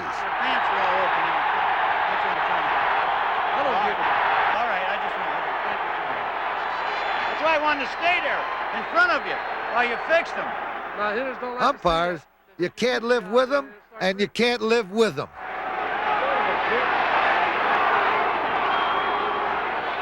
Hey, lighten up, John Miller.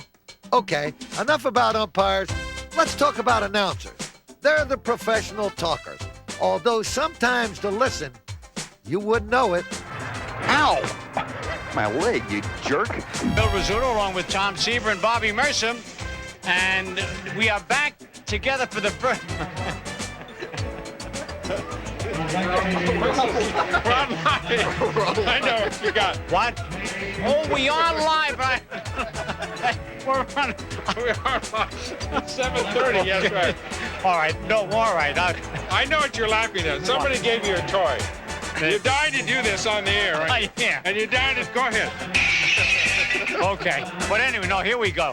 Yeah, everybody throws out first pitches here at Arlington Stadium, but this form, I don't know about this. Well, see, he's an old pitcher, and he's just a shell of his former self.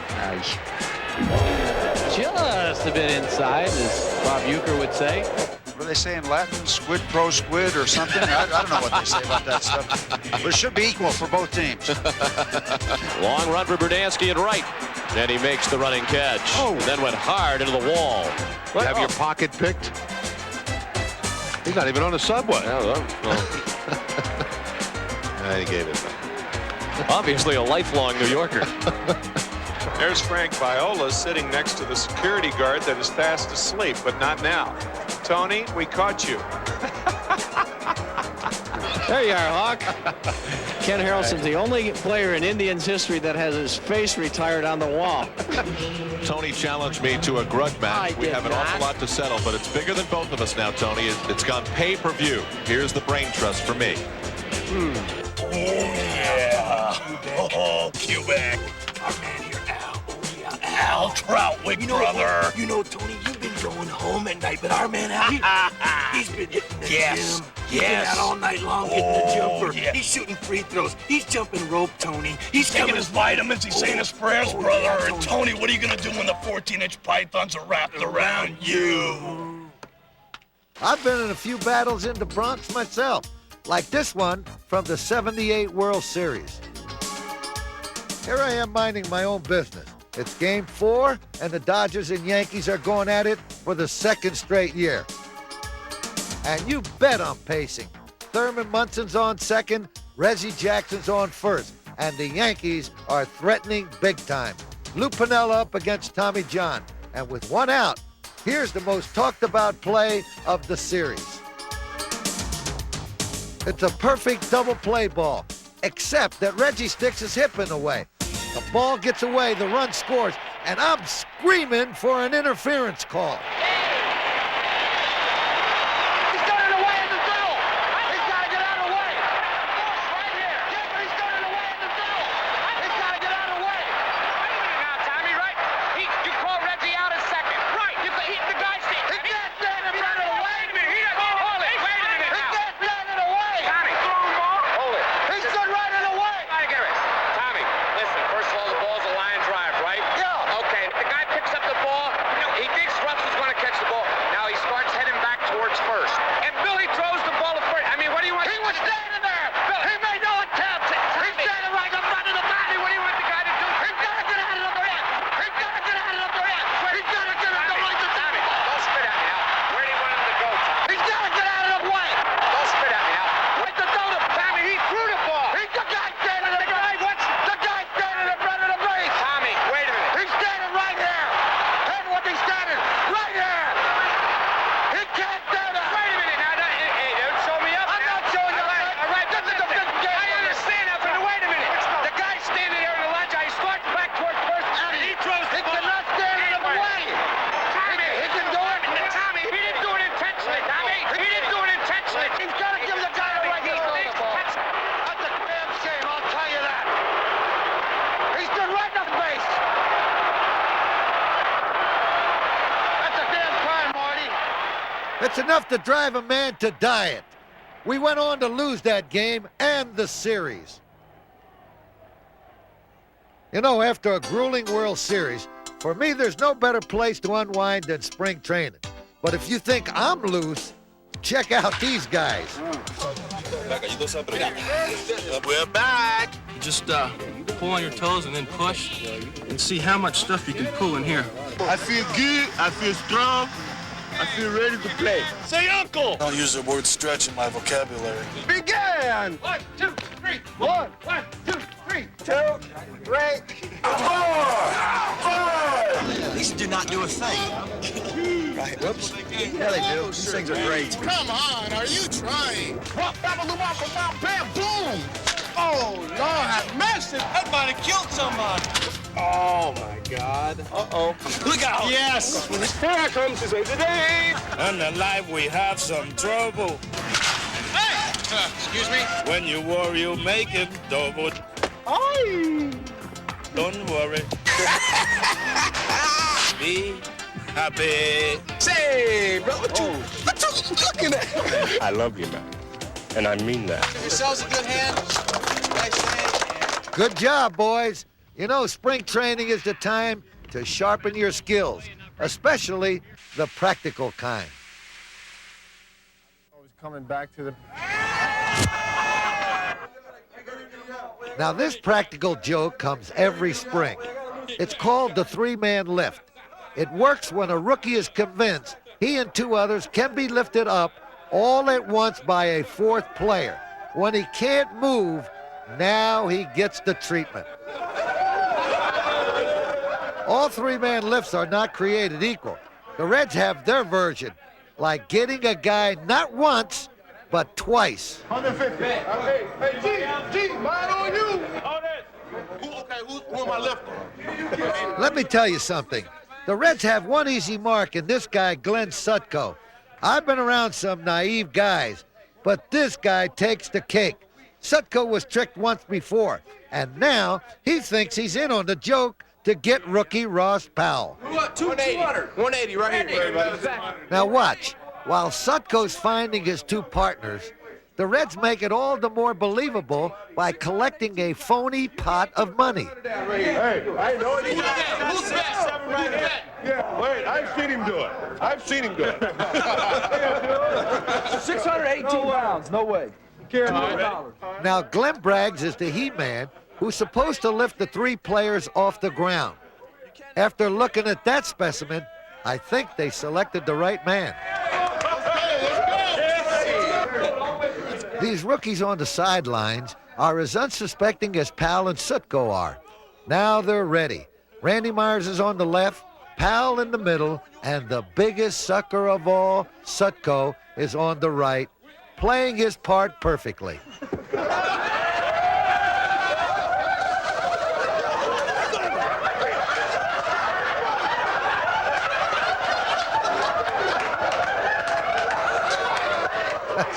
You got that right, Glenn.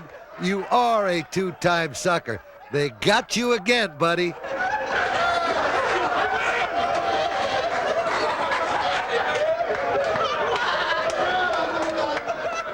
Well, unfortunately, I was a sucker for it, not only once, but twice. Once when I was called up in the year, and now here in spring training when we got a few extra guys that weren't on the roster or even rookies themselves. And I was along in the trick this time. I was one of the guys that was in part of the scheme here, and unfortunately they double teamed me and got me again. So I got a mouthful again. Can you imagine having a prank pulled on you in front of a stadium full of people? It was Fan Appreciation Day in Toronto, and while rookie Derek Bell was sitting in the dugout acting goofy, a couple of veteran teammates were getting ready to shock the daylights out of him.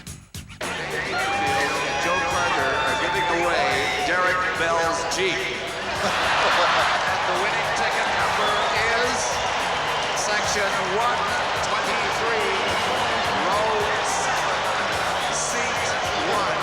Congratulations. Crowd getting a large laugh at the expense of Derek Bell here this afternoon. Out came this vehicle. Now here's Derek Bell. He recognizes the vehicle. That's mine. And Carter and Winfield are inside. And on Fan Appreciation Day, they drew a seat. Derek, his mouth open in disbelief. And they gave his vehicle away. I don't believe it. Did you see that look on his face? All's well that ends well, at least for Bell, who got his car back. But not so for Darryl Johnson and the Red Sox in the '75 World Series. None of us will ever forget Game 6. But Ed Armbrister's bunt in the 10th inning of Game 3 was the most controversial play of the series. The ball went into center field. The runners went to second and third, and now it's my friend Darrell Johnson's turn to cry interference. Ran into him in the thing. He was interfering, and you went to call it. You tell me what you were calling then when he did it. On a play like that, I'm telling you, the man interfered with that man on the play. I'm telling you, I want to see a man down here. Come here. You mean to tell me that you can't help him on a play like that when he hasn't even touched the ball, and the man was interfering with him? Listen to me, there's no interference when a ball is hit, and the catcher goes for the ball, and the batter tries to get out of the box. And the batter tries to get out of the way. He was all over the catcher. Now, when the batter comes out of the box after hitting the ball, and the catcher makes a play, there is no interference. I'm going to tell you something. That's not the way the play went. I'll tell you that. I'll tell you one thing. I don't know what you're going to make a ruling on that, but I want you to explain exactly what you were looking at when you called the play. Okay, the ball was hit, he was moving for the ball, and the runner was moving to first. The runner was all over the catcher in there. I can't help that. It happened right there. I'll tell you one thing. It's a lousy operation, and you and I know it right now. It's a lousy operation. But it wasn't lousy for the Reds. The bunt set up the winning run that came 3 batters later, and Cincinnati went on to win the series in 7 games. Now let's talk about me. You know, ball players look up to their manager for leadership. After all, we're like father, teacher, and preacher all rolled into one. They look up to me.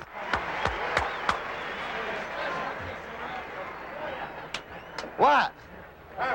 What matters most is having a consistent philosophy. And if you ask me, my philosophy, like anything that's worth saying, is worth repeating. In order for us to win, we got to take 25 players. 25 players. A coaching staff. A coaching staff. A training corps and an organization. I tell them if we all get on one end of a rope and pull together, we can pull the rest of the clubs with us.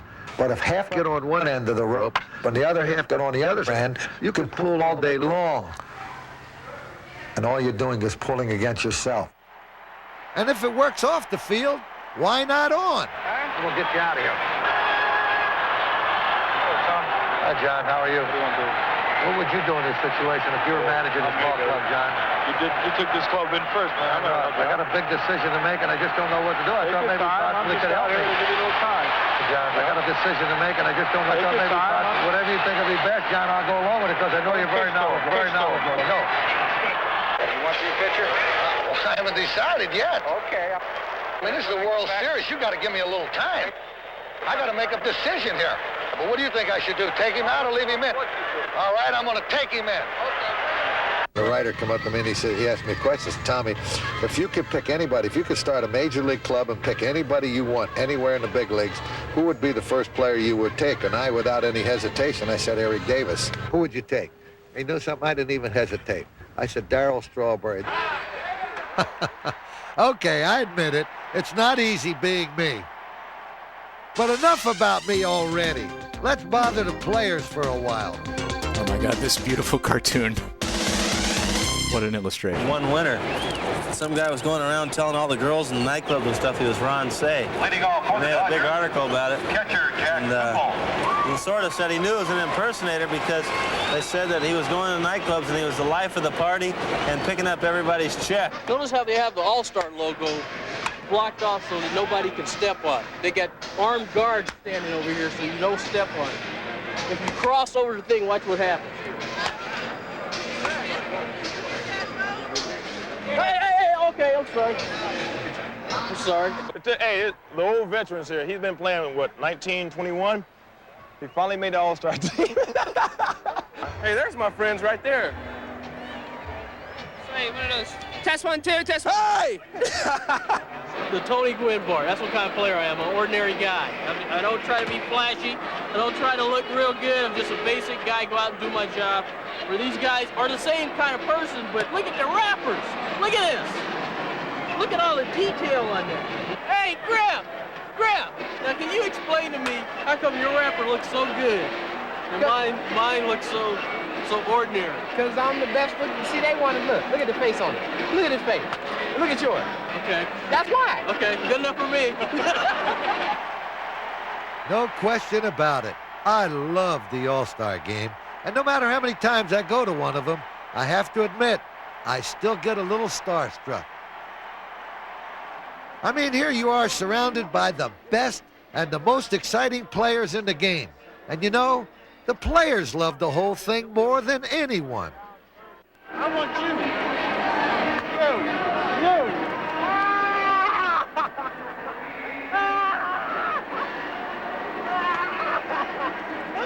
You boys are too big for me.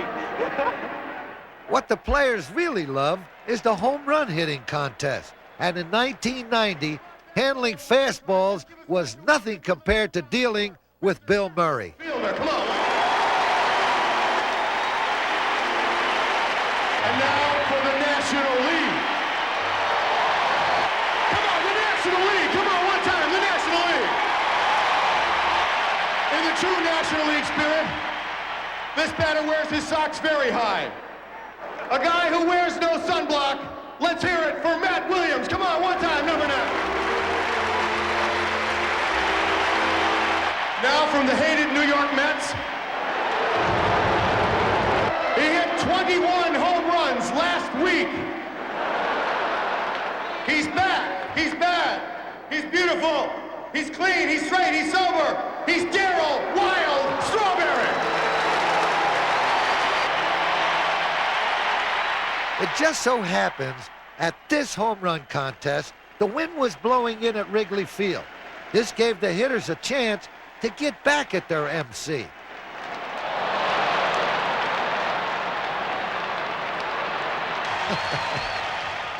Don't worry, Bill. In this event, the idea is to hit the ball, not catch it. And let me tell you, folks, at the 1992 contest, no one hit the ball out of Jack Murphy Stadium more often than this guy. Here's a man who has made everybody else look like they're hitting singles. Mark McGwire with 28 home runs of the Oakland Athletics. Number 1 for McGwire. Uh-oh. There we go. Yes. 2. What do you think? He gonna hit 7. You gonna hit 10? All right, 10. Yes. he got that kind of swing, man. Take his swing. There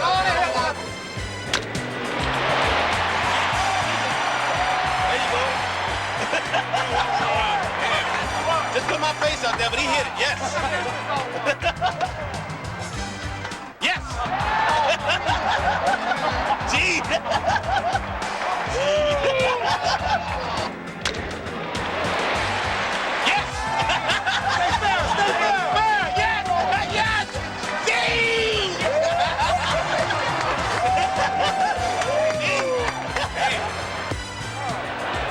Yes, let it go, Mac. Let it wait. Took that for a ball. He's tired. He couldn't hit that. Couldn't hit that one. No, that's too low. There we go. Oh, I did not know that Bill Murray was part owner of the St. Paul Saints. Look at the boy. Look. They're a fun team. We, Haley and I went to a couple of their games when we were up in the Twin Cities back in the day.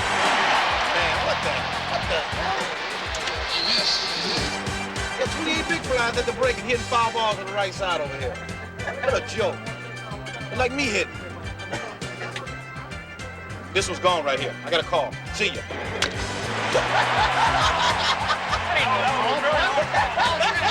You guys, I knew it was gonna be a low pitch. Gee! Look at that one. Wow, what an exhibition of hitting. 11 home runs, and he still has 2 outs to go. All right? Ready? All right. You gotta go deep, man. You gotta go deep. Make me look good. Make me look good. Don't let me down. Oh! Foul ball.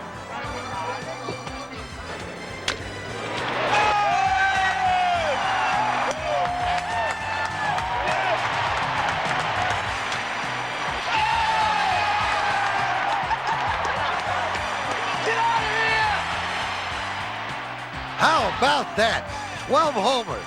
That McGuire can hit. You know, a writer just asked me yesterday, Tommy, if you had to start a ball club, what player would you take? I, without any hesitation, Mark McGuire. Now let's sneak into the American League locker room and listen in as the players go over the signs before the game. Manager Tom Kelly lets Buck Showalter do the honors. All right, real simple, guys. 2 hands. H&H, hit and run. Hat. That's the hat. H&H, hit and run. Belt, bunt, 2 hands. B&B. Shirt, 2 hands, steal. Last thing I touch. Okay? So, Mac, if you're on first base and I go bang, bang, bang, bang, bang, bang, steal. Now, I won't do much of that bang, banging. Okay? Most of the time, you guys are going to be hitting anyway. So, the only thing I worry about is hit and run, bunt, and steal. Hat, hit and run. Belt, bunt, shirt, steal. 2 Okay? hands. 2 hands. 2 hands. If I go 1 hand, as soon as you see me moving 1 hand, you know nothing's on. Get in there and whack away. Take, right here. You won't have many take signs, but Tommy, get in a situation where he wants you guys to take. I give you 1 finger to take. Okay? All right. We'll start off, Robbie Alomar start off the game hitting first. Probably hit a single or a double and steal third, and Wade will get him in. Then Puckett will bunt for a hit. Joe Carter will drive him around.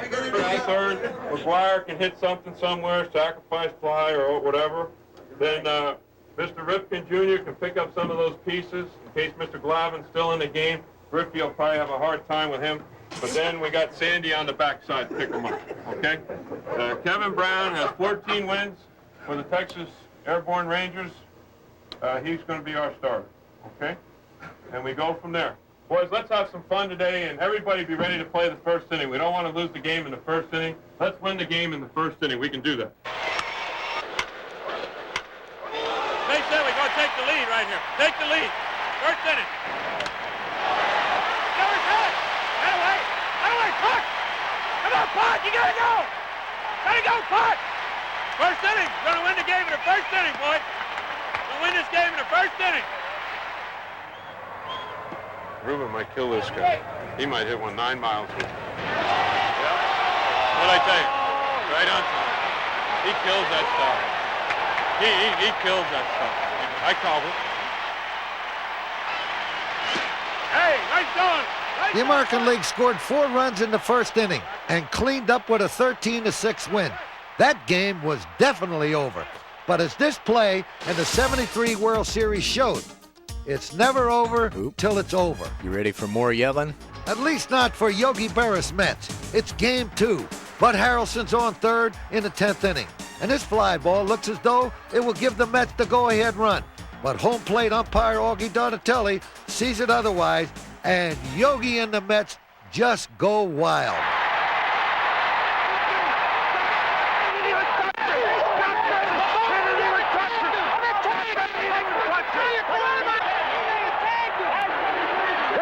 Where'd he tag him? Where'd he tag him? You missed the damn thing. You can't kick me out for your Bella, I suppose you're going to tell us how you like hockey better, because in hockey they just immediately start assaulting each other. Come up, straight up with his glove. Where'd he touch him? Where'd he touch him? Where'd he touch him? Right here on the... Take another look, folks, and judge for yourself. But if you ask me, what the heck is Donatelli doing sprawled out on the ground? And do you get the feeling Willie said more than, hey? By the way, the A's won the series in 7 games. That was in the early 70s. He did look safe to me. Raleigh, Reggie, and Catfish are now. Pretty safe.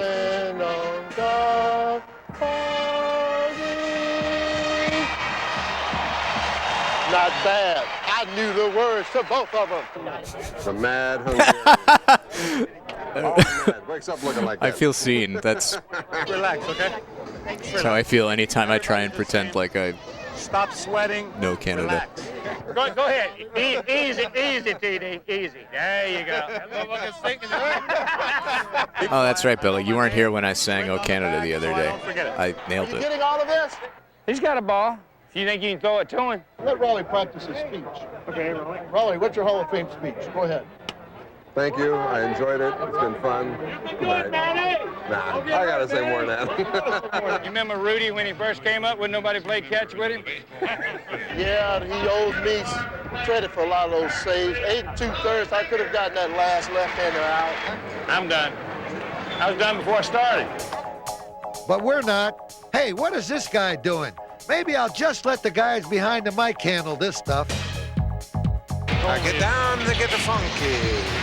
And the 1 and the 2. I really love that man.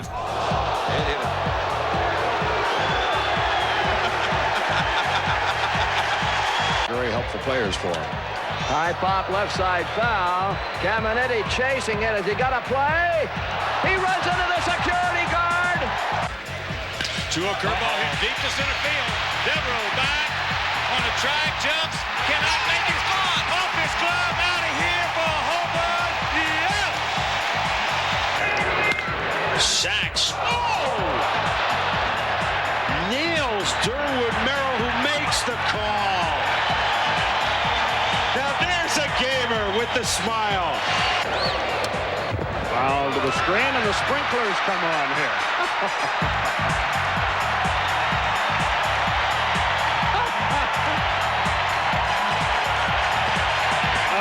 A memo to the grounds crew. What's the matter with Johnson? Got a toothache. Got a toothache or something. Wait a minute, he lost a tooth. He lost a tooth. This. How do you throw so hard that your teeth fall out? The legend of Randy Johnson. He throws so hard that his teeth out. He hasn't really thrown anything that's got much zip to it. And a shot past Kelly down the line. Roberto Kelly after this one and holding. Man, that fell off the stands almost on Roberto. Downing is on his way to second with a double. Let's see. He's up and walking around now, so apparently he's okay. But back he goes. And he got the scorecard. Berry is off, and here's the throw, and Bonds has himself a stolen base, and a header here taken by Charlie Williams. See that? Yeah. Looks like a wad of gum or something. There goes Gibson. Bouncing ball, hit and run. It bounces off his helmet. Gibson coming to third, and they have him in a rundown. Walker running, Gibson back to second. Salazar lays on the tag. Yes, they say he got him. Can you believe that play? Glenn, here's some gum on your shoulder. Oh, thanks, Mo. I appreciate it. Thank you very much. Oh, he put it in his mouth. He put it in his mouth. Maybe that's where he hides it when he's not chewing it. Set it on his shoulder. Yeah, a little more. I'll take another bite. That's good stuff. These laughs. Breaks the bat, and Magadan tries to get out of the way, and they're going to win the ball game. The bat almost hit Magadan, and he ducked, did not catch the ball. I don't believe what I just saw. Let me tell you, neither did Sparky Anderson after this play in the '84 series. It's the 8th inning of Game 5 at Tiger Stadium, and a red-hot Kirk Gibson comes up with 2 on and first base open. Padres manager Dick Williams calls for an intentional walk, but he's about to experience a manager's nightmare. Oh, he's coming out. I can't believe he changes his mind. I can't believe it. Never believe it as long as I live. I've had good success. You want the infield in on him? No. Halfway? Where you going? I mean, I've got to cut the. You mean you're talking about striking him out? Yeah. He don't want to walk you. Yeah, he don't want to walk you.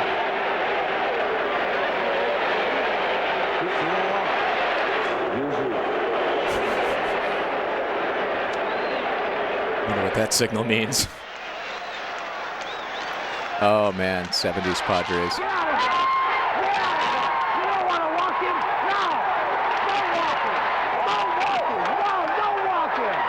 Yeah, I wonder if that was a throwback night or if the Padres just sucked at graphic design like they suck at baseball. My buddy Sparky definitely got the last laugh. Gibson's homer made it 8-4, and 1 inning later, the Tigers wrapped up the series. As for us, our laughs are just about up. But thanks for coming down on the field and hearing baseball from the inside. Before we go, we'll leave you with this gem from the king of confrontation, Earl Weaver.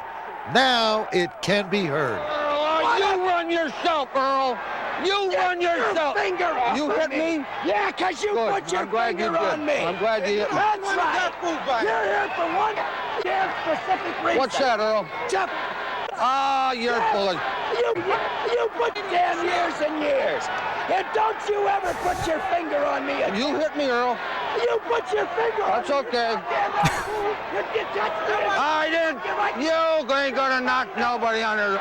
You do it again and I'll knock you right in your nose. I didn't touch you. You pushed your finger. I did not. No, you're lying. You're lying. No, you are. You are lying. You're a big liar if you You are a liar, Earl. You a are. liar. You are.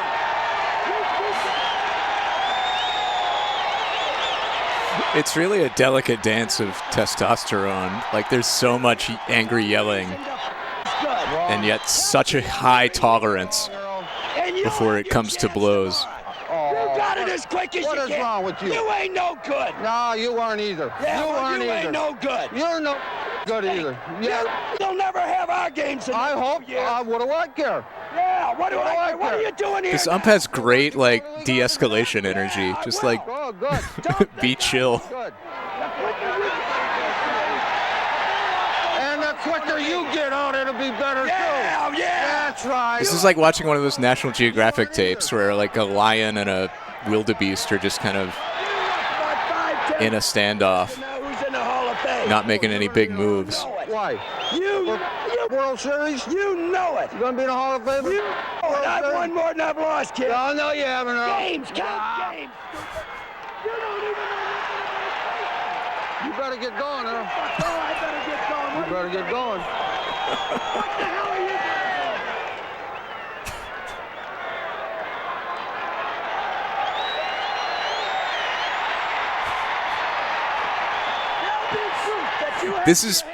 This is the most fun part of baseball. When you're up in the stands, like, watching this kind of confrontation, and the whole crowd is getting into it. Like, you can hear the cheering swell as he goes back to give him another piece of his mind.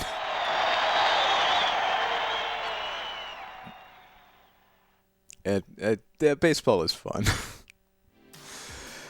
And that, folks, is Now It Can Be Heard, the sounds of baseball with Tommy Lasorda. That started out a little slow for me, but I enjoyed the back half of it. That was good. Okay. Let's see. What time is it? 12:30. I'm gonna cut it. I'm gonna call it here because I got some stuff I'm gonna do in my day, and maybe take a little time to chill. I hope you can take a little time to chill too, and I hope you've enjoyed some tapes with us today. We saw Kathy and her turbo dome and her wet salmonella-infected food. We got Michael Moschen's very artsy ball handling. And we saw old men yelling at each other. That was quite fun.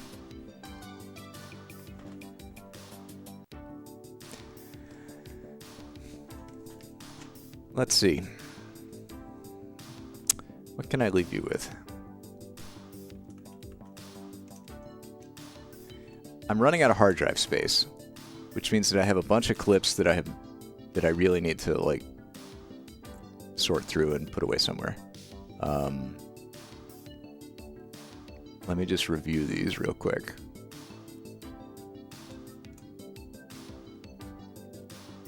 Before I let you go. I know what it is to be free. Gonna leave my friends in the country. Oh my God, we have the song. Yes. I'm gonna leave my family. That's a great song. What else? But ultimately, I knew I would have to take them back home with me to the Gatineau Hills. All of us are runners. I'm excited for Eyewitness Bones. Also, God, this song is wonderful. What was this? All right, Hardhead Harry songs. Those are pretty good. Put into the tank. Well, why don't we go take a look? To the combine. Okie dokie, artichoke. My husband used to say to me every night, "How about it, babe? Ready for a hot fudge sundae?" Hey, it's Feel Chevy silky? time. Yes. It feels like there's cream in there. The second shade is your contour shade. Thank you, your Green Day. We'll get some Chevy in here too. Thank you. Feel important. One of the things that I always added onto that sign was make me have fun. When people are having fun and they feel important and they're interacting, that is something special that you can't replace and you can't get via fax or cell phone. Okay, these are Peter Gabriel performances.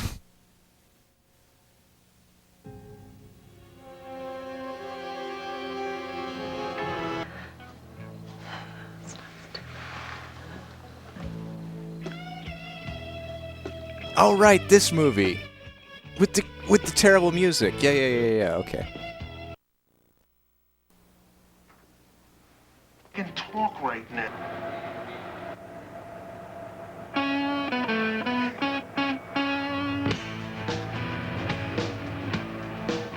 We do have a clip of the I'm Dead guy opening the trunk.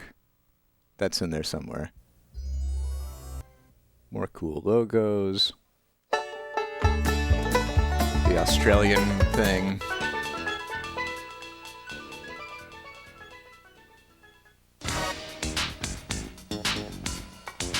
Yeah, I got it up in that tree about 10 foot down, and he got it. Pretty nice little bass. The breeze is refreshing, and the fishing's a blessing. I pack all my troubles away. I think Chevy is coming up here. So we will listen to the Chevy clips in their entirety. Thank you, Green Day. Be here for days at a time. Wishing that you were here with me too, 'cause I'll be here for days at a time.